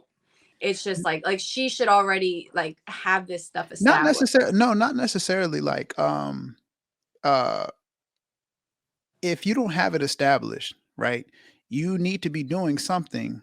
Just need to be a responsible adult, because it's like it's not like we're 19. It's not like we're, you know, we're fresh out here. It's not like we're students, you know. I mean, I'm a student to life, but you know, we're in the space now in our lives in our 30s to where it's like what you've had time to work on something. What have you done to this point? And it's just like, back to your point, it's like you have, you know, you have your business, you have your child, you have responsibilities, and you have clients, you know. So even you mentioned like, hey, dating is a little difficult because it's like finding the time, and it's just like you have your priorities, right? So you're ambitious, right? I'm ambitious. I can't deal with somebody who doesn't have, you know, a certain level of ambition, because it's just unattractive for me personally. Like I find it unattractive. It's just like, hey, you know, you could be doing this, but you choose to do this. And this is unproductive to, you know, what we talk about, what you want in your own personal life. You can't say that you want to look better and you don't want to go to the gym. You know, you can't complain about you not, you know, looking better if you don't go to the gym. So it's just like, cool. You don't want to go to the gym? Don't complain to me how you're looking. Like it's not going to be something I'm going to entertain. So it's like that would get annoying. And it's just like, so yeah, you just have to find somebody whose vision kind of aligns with yours, and you know, it can kind of like go together. So then you would also, there's a timing piece in there too. There's definitely timing. So there's a growth period, because I mean, for instance, like with me, for example, like I'm these things now, but I wasn't these things just a few years ago when I was, you know, learning how to do lashes in my bedroom. You get what I'm saying? Nah, I You would disagree with you But see, like, really? let because me you were let me taking the chime in on step. that because I see what you're going with potential. I think potential is cool when you're like 20 to 25. No, so that's what I'm saying. Yeah, There's a yeah. there's a time After that, you period. got to be like, because even like you said, you're not always going to be in a good position in whatever, like I'll say, lane that you're trying to get into. But just even going back to the story with when you were like, you and your dad was laying out the plan. You know, you wrote it down and you were like beating expectations because you just was executing. So like, say like somebody going back to the DVD scenario, they're like, hey man, I sell DVDs at my car. I would probably go with them and watch. And I'm like, man, you so like, you didn't stop none of these people. Like, you know, they're just lazy with it. So you'll be able to spot like, if they're actually like putting all that effort into it. And then also sometimes, you know, I think like potential like with that person, it's just like, okay, they are ambitious and stuff, but maybe this is just a bad lane. Maybe they need to pivot. So like even like listening to your story, you know, when you was breaking it down, you're like, look, okay, I started off doing lashes. I branched off into this, you know, I added this on. So, you know, you're just not sitting stagnant, just like Right. putting all your eggs in like one basket. You're constantly learning, you're adapting and stuff like that. So I think if you see all that stuff, then yeah, you could kind of bank on potential and you could be supportive. But yeah, a lot of times where we were kind of going with that is like people just get honed in, like I'm only gonna do like nails or something. And it's just like they stay stuck on that and it just don't work out. And you know, like I think after a while you can kind of spot people like that where it's just like, nah, I'm not about to Yeah. go in on that because they about to take us all down. And that ties into my my point about being receptive. Because if somebody wants to go somewhere, right, and they don't necessarily, know how to, lay out the vision and write down the steps to get there, that's where, as somebody's partner, that's where I could come in and give them some from like a not a consulting, but like a more of a like a business approach and be like, hey, you want to do that? Have you thought about this? Boom, boom, boom. And then it's just like I can help somebody for sure, get to where they want to be, if they're receptive.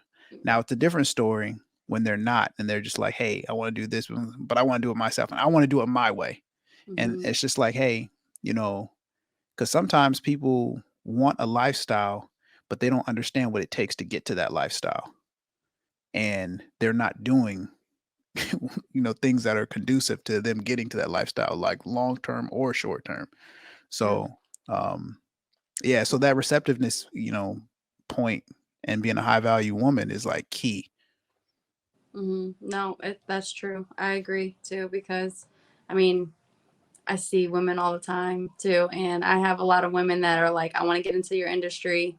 And I think Jerk and I were even talking about it, but they're like, I want to do what you do. So I can automatically, I know whether or not one of those females who wants to do what I do or, take a class from me, automatically I know if they're going to sink or swim. And, and it's just like, you could just tell, you could spot it by how they talk, how they hold themselves, how they just communicate about their future. You can really just see all those things just based off of a couple conversations.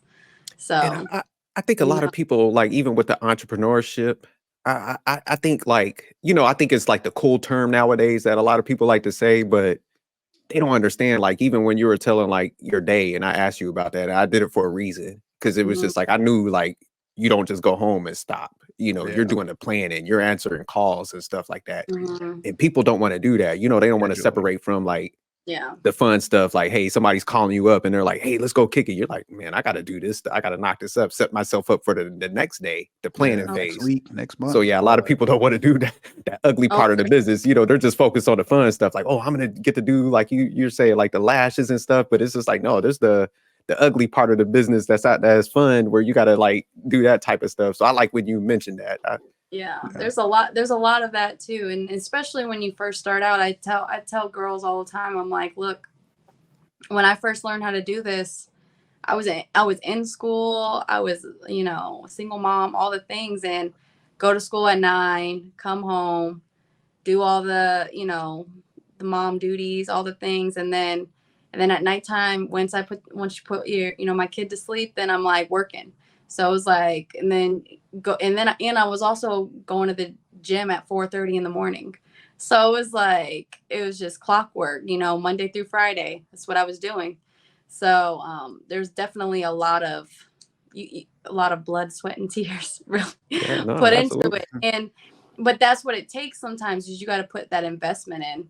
And the biggest investment is going to be your time too. So you got to do that. You got to have what it takes to anything that you do, anything that you want really bad. You have to really be able to sacrifice something, sacrifice some things. All right. So I have another question. This one's going to be a little bit, Hey, that's another one that's going to be added to my high value on sacrifice. There we go. Sacrifice. Yeah. Be selfless. Absolutely. Selfless. Being selfless. Yes. Selfless absolutely. sacrifice. Yes. And disciplined. Discipline. Right. Yeah, absolutely. Okay. So do you think, can you date a woman taller than you? I'll go first on this one. Absolutely. You can't. Yeah. I'll chop her tall ass down. Do you think most men can? Yeah, I don't. I think, actually, yeah. Yeah, now that I think about it, I think most men can. Date I think so. Unless it's like a too tall, like you start getting like 6'6", then you Okay. Nah, I'll still do it. Yeah. Yeah, most guys. I don't think it's really that much of a thing for men. Like, I mean, I don't think I've ever actually even ran into a dude. I mean, they'd be like, "Oh, she's tall," but if she's attractive, it don't matter. It don't matter her height. Whatever. That's like no, but I think some guys might shoot it down just from the aspect. Like, I think like men would like, because I remember one time, man, before I got married, me and my boy was hanging out, and it was like these volleyball players. They're all like 6 foot. He was like, "Man, let's go holler." I was like, let's just keep it moving. And then the whole thing is because like, man, they always gonna be like insecure about how they look with somebody and stuff like that. So I think sometimes guys might avoid it from like I don't kind of want to deal with it because they're gonna be like insecure and stuff like that.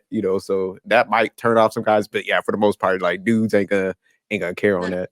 I did. So I was tall. So I have this question too, because recently I had a friend who she was about to go on a first date with a guy who, it was kind of like a blind date, right? It was like a setup, right? And so she's over here asking me, she's like, do you know how tall he is or whatever the case is? And I'm just like, I don't know.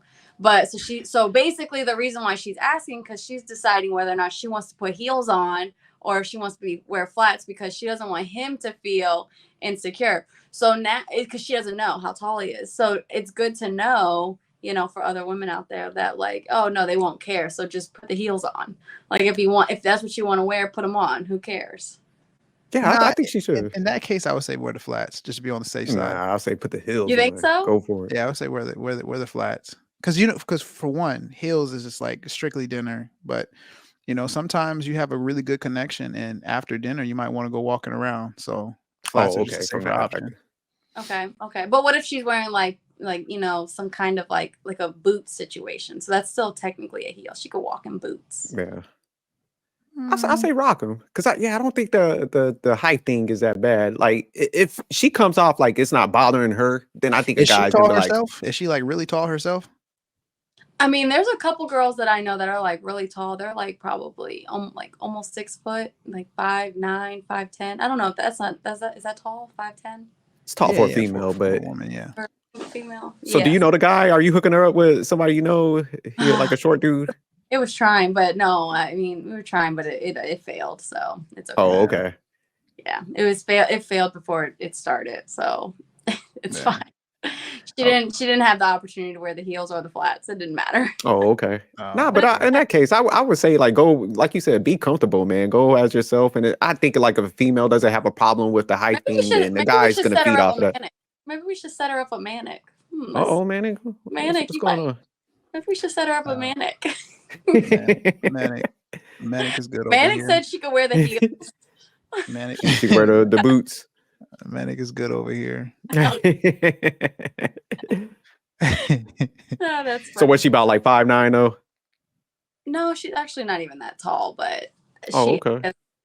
women, we think we're taller than we are sometimes. Oh, okay. So Like she's thinking she's. I'm 5'4.5", but I say I'm 5'5", Oh, okay. You up it up a little bit. I got you. So then with some heels on, I'm like, yeah, I'm 5'8". Why you look down? I was reading the next question. Oh, Okay. okay. Oh, okay. So, all right. I kind of already know your guys' answer, but I just want to, we could talk about it. So, would you date an OnlyFans girl if she makes a significant amount of money? No. Can you state the like significant amount? Like whatever you think is like, Let's say go with like 2 million, 2.5 million a year. a year. Yeah, let's go with a significant amount of money where it's like trust fund type money. And you're like talking about like dating, like we're looking at the next like phase and shit, type like stuff. Like it's serious. Dating her is gonna get serious, and then Oh yeah, nah, I can't do it. Yeah. Can't do it. Okay. Now, what if her OnlyFans is just about her feet? Oh, I could do that. Oh yeah. A lot of them joints up. Like let's, Okay, baby, so come on, we got a show I'll put the tomorrow. oil I'll be on like, one. hey, don't skip out on this lotion. We gotta get this. I'll make sure her right. So lotion I guess routine is perfect. there's different levels to it. So you would date somebody who's on OnlyFans, but I guess there's just It would have to really be the content, because you can create an content. OnlyFans account and just be there talking on a podcast. Like we could put this on OnlyFans and be like, oh, this is exclusive stuff. So yeah, it's definitely content. If it's like sexual in nature, to where they're showing themselves, and it's like, no, that's not, because what I feel like, me personally, is like what's mine is for me. And if you're showcasing, what you have, and we're trying to build something, it's just not going to work. And it's not about like an insecurity or anything like that. It's just like out of a respect. I mean, I have a very professional career, and I just wouldn't want to be at like a banquet or something like that, and then it's just very disrespectful. I mean, for guys who don't have a professional career or like an image to maintain to some degree, then yeah, maybe. But me, no.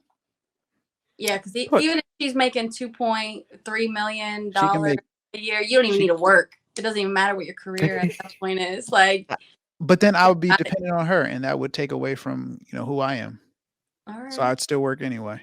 Okay. Yeah, me too. Yeah, because like I'm just, whenever I step into a relationship, I never want to bring any like burden to somebody. So, but I mean, just going back to that case, like we're talking about family. I mean, yeah, the money's enticing, but I think like when you kind of do stuff like that, you don't know like how that's going to impact your kid and stuff like that. So it's not even just about me. It's just like, I don't think people like do that assessment, because it's like, man, when your kids start going to high school and, videos live on forever, so it's just like that could destroy your kids. So yeah, I think I definitely couldn't like step in that lane with somebody that's doing that. Like Manny was saying, it's not an insecurity. It's just like the overall impact that could have on your family. And when like I was looking at some documentary like a couple of weeks ago about like porn stars that got out of the industry and stuff, and they were just saying like, man, they were like going around trying to talk to like younger people in the industry, and it's like, hey, don't do it, because like when you do want to transition out of that type of stuff, it just lives on forever. And they were like, you'll be shocked, but it's like actually like other females that are way more harsh than anything, because they'd be like, well, I'll try to go to like school functions and try to like interact with other like parents, and them females are like snatching up their husband, like, let's go. Nope. Like won't invite them over for nothing. So it's like they're kind of isolated. So it was definitely interesting getting that whole like perspective from them and stuff. So they were like, kind of like crushed, trying to like integrate back into society. And they were just like, man, it's don't do it. So yeah, I just think people don't like assess that impact that it's going to have on not even like me, just themselves, when they do want to like slow up, and then them pictures start circulating. It's like, shit, And it also speaks to the mindset too. Like, you've had an entire life, and your only skill is something that requires something you were born with, like absolutely nothing. Like, you didn't try anything in life that that you were even like even mediocre at. And like, because there's people living like lives, and it's like you couldn't do anything, so you had to do this. like, or you didn't even like give it a shot. So it's like that mentality is just like, it's almost like a quitter mentality. Cause I think most attractive women can, resort to that. And, I find it super attractive when you find a woman who is attractive and, she does have things going for her. It's like it adds that much more because like she could have went a whole different route. No pun intended. Oh, go ahead. No, I like what you guys are saying. And I do think it's very important, like for, especially young girls to hear that come out of, if they want men like you guys, like, so I think it's really important for them to hear that, because otherwise they're going to be getting different type of quality of a man if they decide to choose that route, especially at a young age, because a lot of women are doing that stuff. Yeah. Oh yeah, I didn't realize like how much they've been jumping into that, and like I'm glad you brought that up because yeah, people don't think it's like they live in that moment so much, but like we, like when we're telling people, we're talking to them, it's just like, man, what you do early, man, that impacts you. And you might have some guys that come and like deal with you after you do like that type of stuff, but they're typically like those guys that are trying to fulfill like a fantasy and stuff. And it's like once they kind of get in that, they're gonna jump off, or they're weirdos and stuff. But guys that kind of have their shit together and care about like the bigger picture, they're not even going to entertain that. So yeah, I'm glad you kind of brought that up because hopefully people start maneuvering different. Yeah, exactly. That's why I wanted to ask that question, because especially from you guys, because I already knew what you're going to say, but I think it's really good for other women to hear that as well, especially the young ones. So then my last question is going to be something, something from you guys. So what are some recommendations you would give to, someone in order for them to become successful? Yeah, that's a good question. I would definitely say, like, in order to become successful, I think, like, and Manic kind of hit on it. It's like, man, you got to be receptive, and I think you got to practice observation. So it's like, look for example of somebody that like has their stuff together, and whether it's man or female. Because one things that did irritate me with the space, it's like a lot of guys act like women can't be leaders and stuff like that. And Yeah, that's it's just the crazy. dumbest shit. I had a lot of female mentors. So, even like somebody like you that has like a business background, you're going through it. Yeah. And I might not be in the same lane, but picking your stuff about like you were mentioning before, like I got to do inventory. I'm like, shit, okay, that's interesting. So it's just like when some people like are successful, whatever manner, pick their brain, like, and that's one of the reasons why I was asking those questions, because you have a mindset, and I don't think people like look at mindset enough. It's like I'm big on mental toughness. Mental toughness is like pushing through anything, but it's also being like aware of like, damn, okay, Nicole got your shit together. Let me ask her some questions like how she structures her day and stuff like that, because it's those minor things that kind of get you on that path, and people just don't realize it. It's like all that like planning, like you said, that's the biggest strategizing with your father. So like somebody like just asking you questions like that could be like, damn, okay, you know what, I need to be observant, and I need to tap in with people and start laying it out and start executing. So I think that's the best way to get in that path of success. And also just realizing like, I don't know everything, I don't need to, I need to just tap into people and then start building those skill sets. So I think if you kind of just take that approach, you're gonna be good. I think you're gonna land in some path of success, and just don't beat yourself up. Like if you're not like the CEO of a company, you become a COO, like you're successful. You made it to a certain point. So it's just like sometimes people, I think they gotta hit that top level, so they start like feeling like they're a failure. It's like, nah, if you're like a director and you're doing good and your family's like excelling, put your goals into like how it's impacting your family instead of like stupid titles and stuff like that. That's good. Those are some good points, especially the one point I think that you brought up with, one, it's a mindset, and then two, that mental toughness, because it's not always going to be easy. There's going to be speed bumps. There's going to be different paths, but you just have to have like that end goal, and you have to know how to get. You have to. You also don't need to know you don't have to know it all, especially with know which. It's always important to know what you do not know. And be comfortable with asking for help, or finding someone who does know what you don't know, so that way you can learn from them. You can learn from everybody. So those are some really good points too with I think And being I successful. love the story you told, man, when you were just like going back about like the lady you learned from and she came back and learned from you, man. I Yeah. definitely like that piece where you focused on that. And it's funny because like we do movie reviews too. And my wife was like one of the movies we were like reviewing, and she was like, she focused on one part of the movie when she was talking about like, oh, I love the fact that the two women in the movie weren't against each other, and they were Yeah. like actually cool with each other and stuff. So I was like, that is pretty cool, stuff like that. So yeah, just It's networking, like you said. it's not common. Trust, it's not common. It's hard. It's like people, I mean, people are competitive also by nature, so it's good when you have like other people wanting to help you and build with you as well. And they're not just like in competition. There's a million people in this world. Like there's millions, not even a million, millions of people in this world. So Yeah, stop. definitely. You can't just think in a box. You can't just be in a box. Nah, I agree. Nah, that was a dope question. Manny, you want Yeah. to Oh tackle man. that? Yeah, I I'm see Manic's listening. Like taking notes. I am. Yeah. I'm right. I was Notes. writing it all down. It's like, man, like I mean, yeah, definitely all the points that I definitely second everything the jerk just said. Um, I think success looks very different for um uh each person. So like your version of success might be different from my version of success versus the jerk's version of success.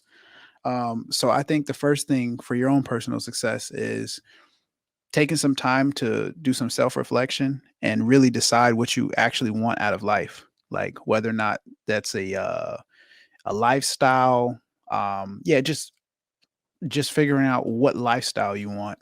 And once you're able to figure out what lifestyle you want, like whether you want to be that person, like, hey, I want to be married with a family, single family home, white picket fence, dog running around, like, figure out what you want out of life, not like your dream. I mean, you can go after your dreams for sure, but just figuring out the um hold on one second.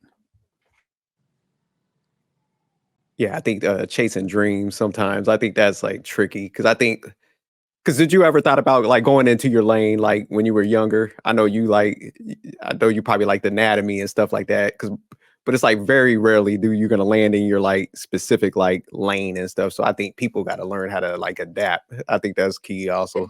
Adaptability is huge, huge, huge. Because, like I said, I got out of the Marine Corps and I thought I was going to be a physical therapist.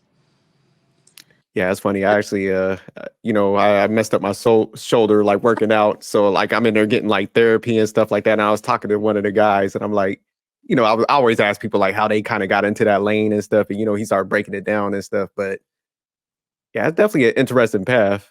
You ever regret not going down that lane, or you just like love what you're doing right now? Love what I do right now. I don't regret it. I'm so happy that I decided to go take a lash course and learn how to do lashes. Seriously.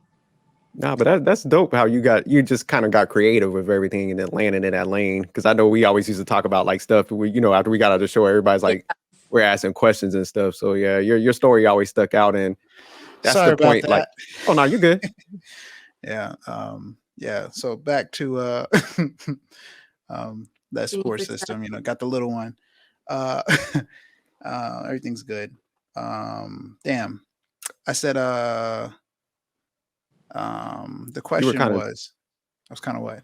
like we were talking about like what do you define as success, and you were saying like out, kind of like it's Everybody's gonna look different. different for every person, but you got to kind of define like what you think as success, and you started mentioning dreams, like Oh yeah, yeah. I'll just wrap it up. Like, take some self reflection to decide, what the ideal lifestyle is for you, and then understand finances because to get that lifestyle is going to require a certain level of finances to finance that lifestyle essentially, and then write down the steps, or then find I guess the salary, almost like circle that salary where you need to be, and then start finding jobs, occupations, or um, kind of like, and you want to look at the average. You never want to look at like, the super high end, because that just, it always takes generally takes some time to get there. So if you stick with solely focusing on the average, you can understand that, hey, I'll get there eventually. Then write down all the steps to get there. And through that process, take advantage of different networks, understand yourself, understand, what you're willing to put up with. Definitely, as you take L's, everybody takes L's, everybody fails. But make sure that you don't beat yourself up about it. Like, give yourself some grace, and make sure that whenever have a result that's not desired, you really learn from that. Um, and I would even go as far as to say, a lot more times you learn from your losses than you do from your wins, because your wins is just a celebratory, great feeling, versus your losses. You have to sit back and like, hey, why did I lose? I played basketball like all my life. So it's just like, man, Trash. If I lose a game, and especially a close game, lose by like 2 points, like, man, I went to the free throw line and I missed 5 free throws. Like, man, I need to be in the gym making sure, I'm making my free throws, because I don't ever want that to be the reason I lose a whole game, like, Right. for the team. Like, we all lost because, I didn't hit something as simple as free throws. So, yeah, that's really it. Like, but I think, to Jerk's point, that was probably the best advice. Like, find yourself somebody who's already in that lane, and, really just be a sponge and soak up whatever information that they're willing to give you, and execute, because they'll look out for you. Yeah. Yeah. So mentorship for sure. Yeah. Picking a good mentor is important. And then also goal setting, being able to do that Yeah, checklist. goal setting.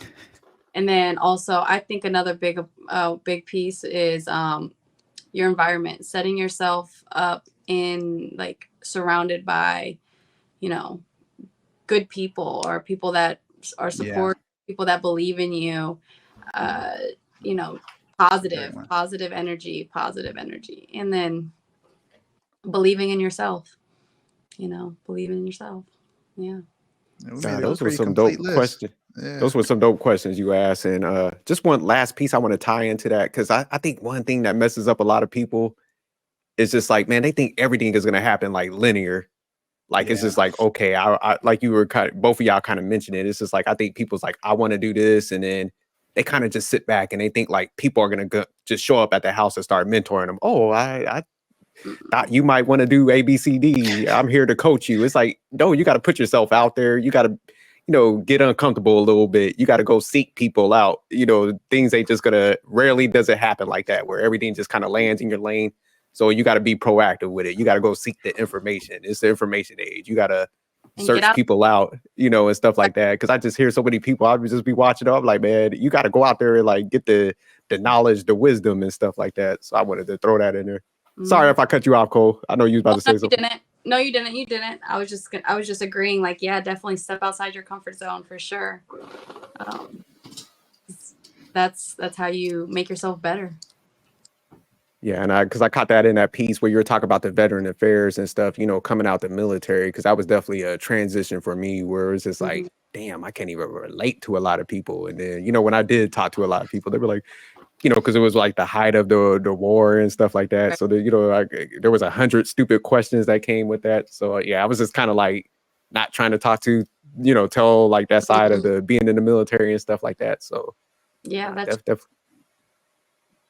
Yeah. But all right, man, you got any more questions or anything? We'll go ahead and start closing this out. We appreciate you like pulling up on here, dropping that game on us. Those are all the questions I had. No doubt. So we'll go ahead and start closing this out. But like one thing I wanted to kind of like ask you was like, FacebyCole, is that the product name? Oh, is that how you came up with that? So FacebyCole is my Instagram name. So, okay. Yeah, that's my Instagram name. So FacebyCole. A lot of people call me mainly it started like my little brother called me Cole, so I just kind of went with it. And then it just, I do everything with your face. So FacebyCole, there you go. Uh-huh. What's your product line Never again? know, What was the name of that?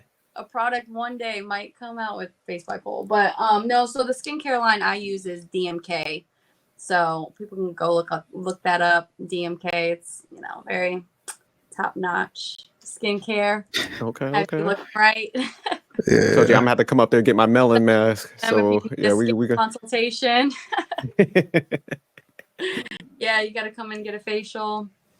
But yeah, so that's the skincare line I use is DMK. So yeah. Okay.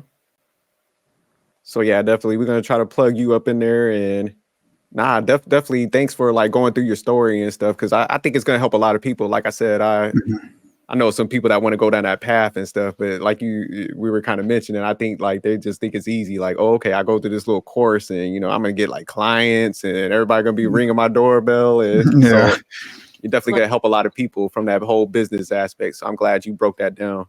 You have to be able to see an opportunity. It has to be an opportunity and take it, but timing is everything for sure. Timing is everything. And then but I do recommend, I mean, for young girls, man, if they're 20, 21 years old and they get into this industry now, they're going to surpass me by the time they get to my age, if you think about it realistically. So I think I don't know. Yeah, I don't know. I don't think that. Okay, if they have my mindset at 20, 21 years old, like, yeah, see, there you go. It's the mindset, you know, don't leave that out, because they're gonna be like, yeah, I could be FacebyCole. Like, I'm about to run out there. If I'm your mentor and you are 20 years old, there you go. Plug it. This is what I'm talking about. If Get you a consultation. Mentor, you will surpass me. I will make No, I think if you get the right consultation, because a lot of times people don't want to invest in themselves. So they think sometimes like you said, getting that mentorship and paying, people just don't want to do it. I'm like, nah, man, pay that money, because man, that would save you so much time and like give you them shortcuts where shit. Absolutely. So definitely tap into her if you could. I just did a training with a girl who she's in esthetician school and she wanted to learn how to do lashes, and you know, she's actually one of my clients, and she's just like, I want to learn from you. I want to do it. And I'm like, okay, cool.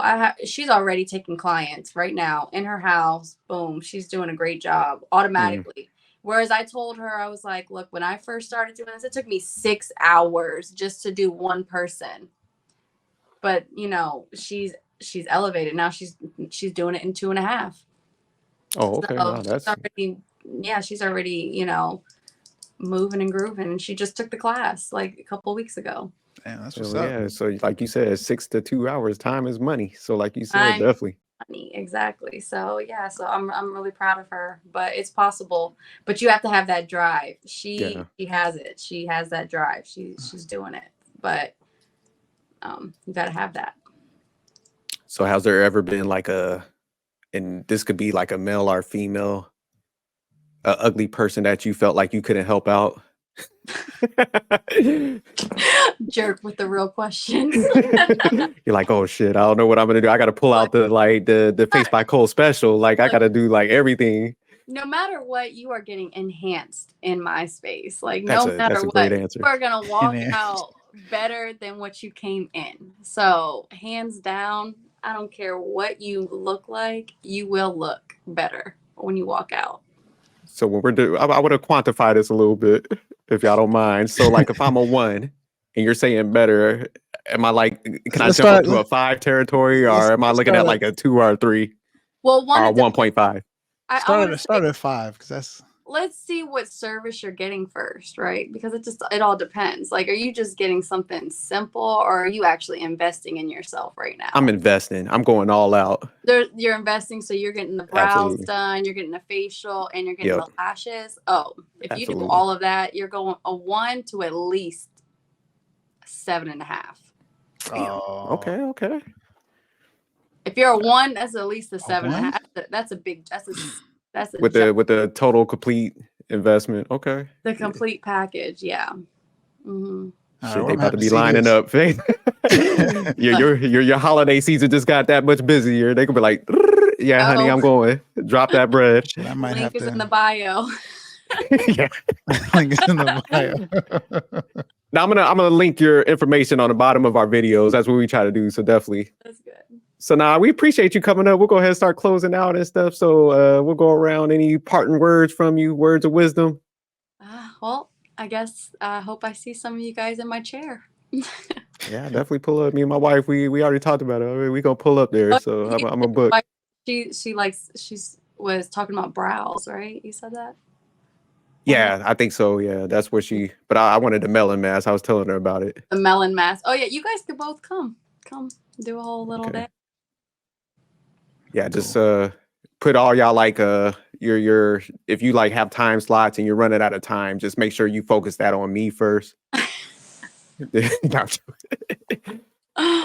But also, I want to give a shout out to your dad, man, because it sounded like you had a real good, like, parent, family structure, and for him just sitting down with you and like being supportive, man. I definitely, if he's watching the video, shout out to him. I'm get him a beer one day if we link up. For sure, he really is. Yeah. He is. But all right, you definitely got to come back, man. Like we said, we might start like some lives up. So we got to get the squad back together. Mel, you, and get these lives going. Start schooling people again. Okay. Yeah. Man, some of those are crazy. Yeah. Nah, we we're not keeping them simple now. Yeah, no, we ain't doing that no We're more. find no crazies on. So we got you. But all right, we'll go ahead. Go ahead. Yeah, they used to come. They used to come for me. They did.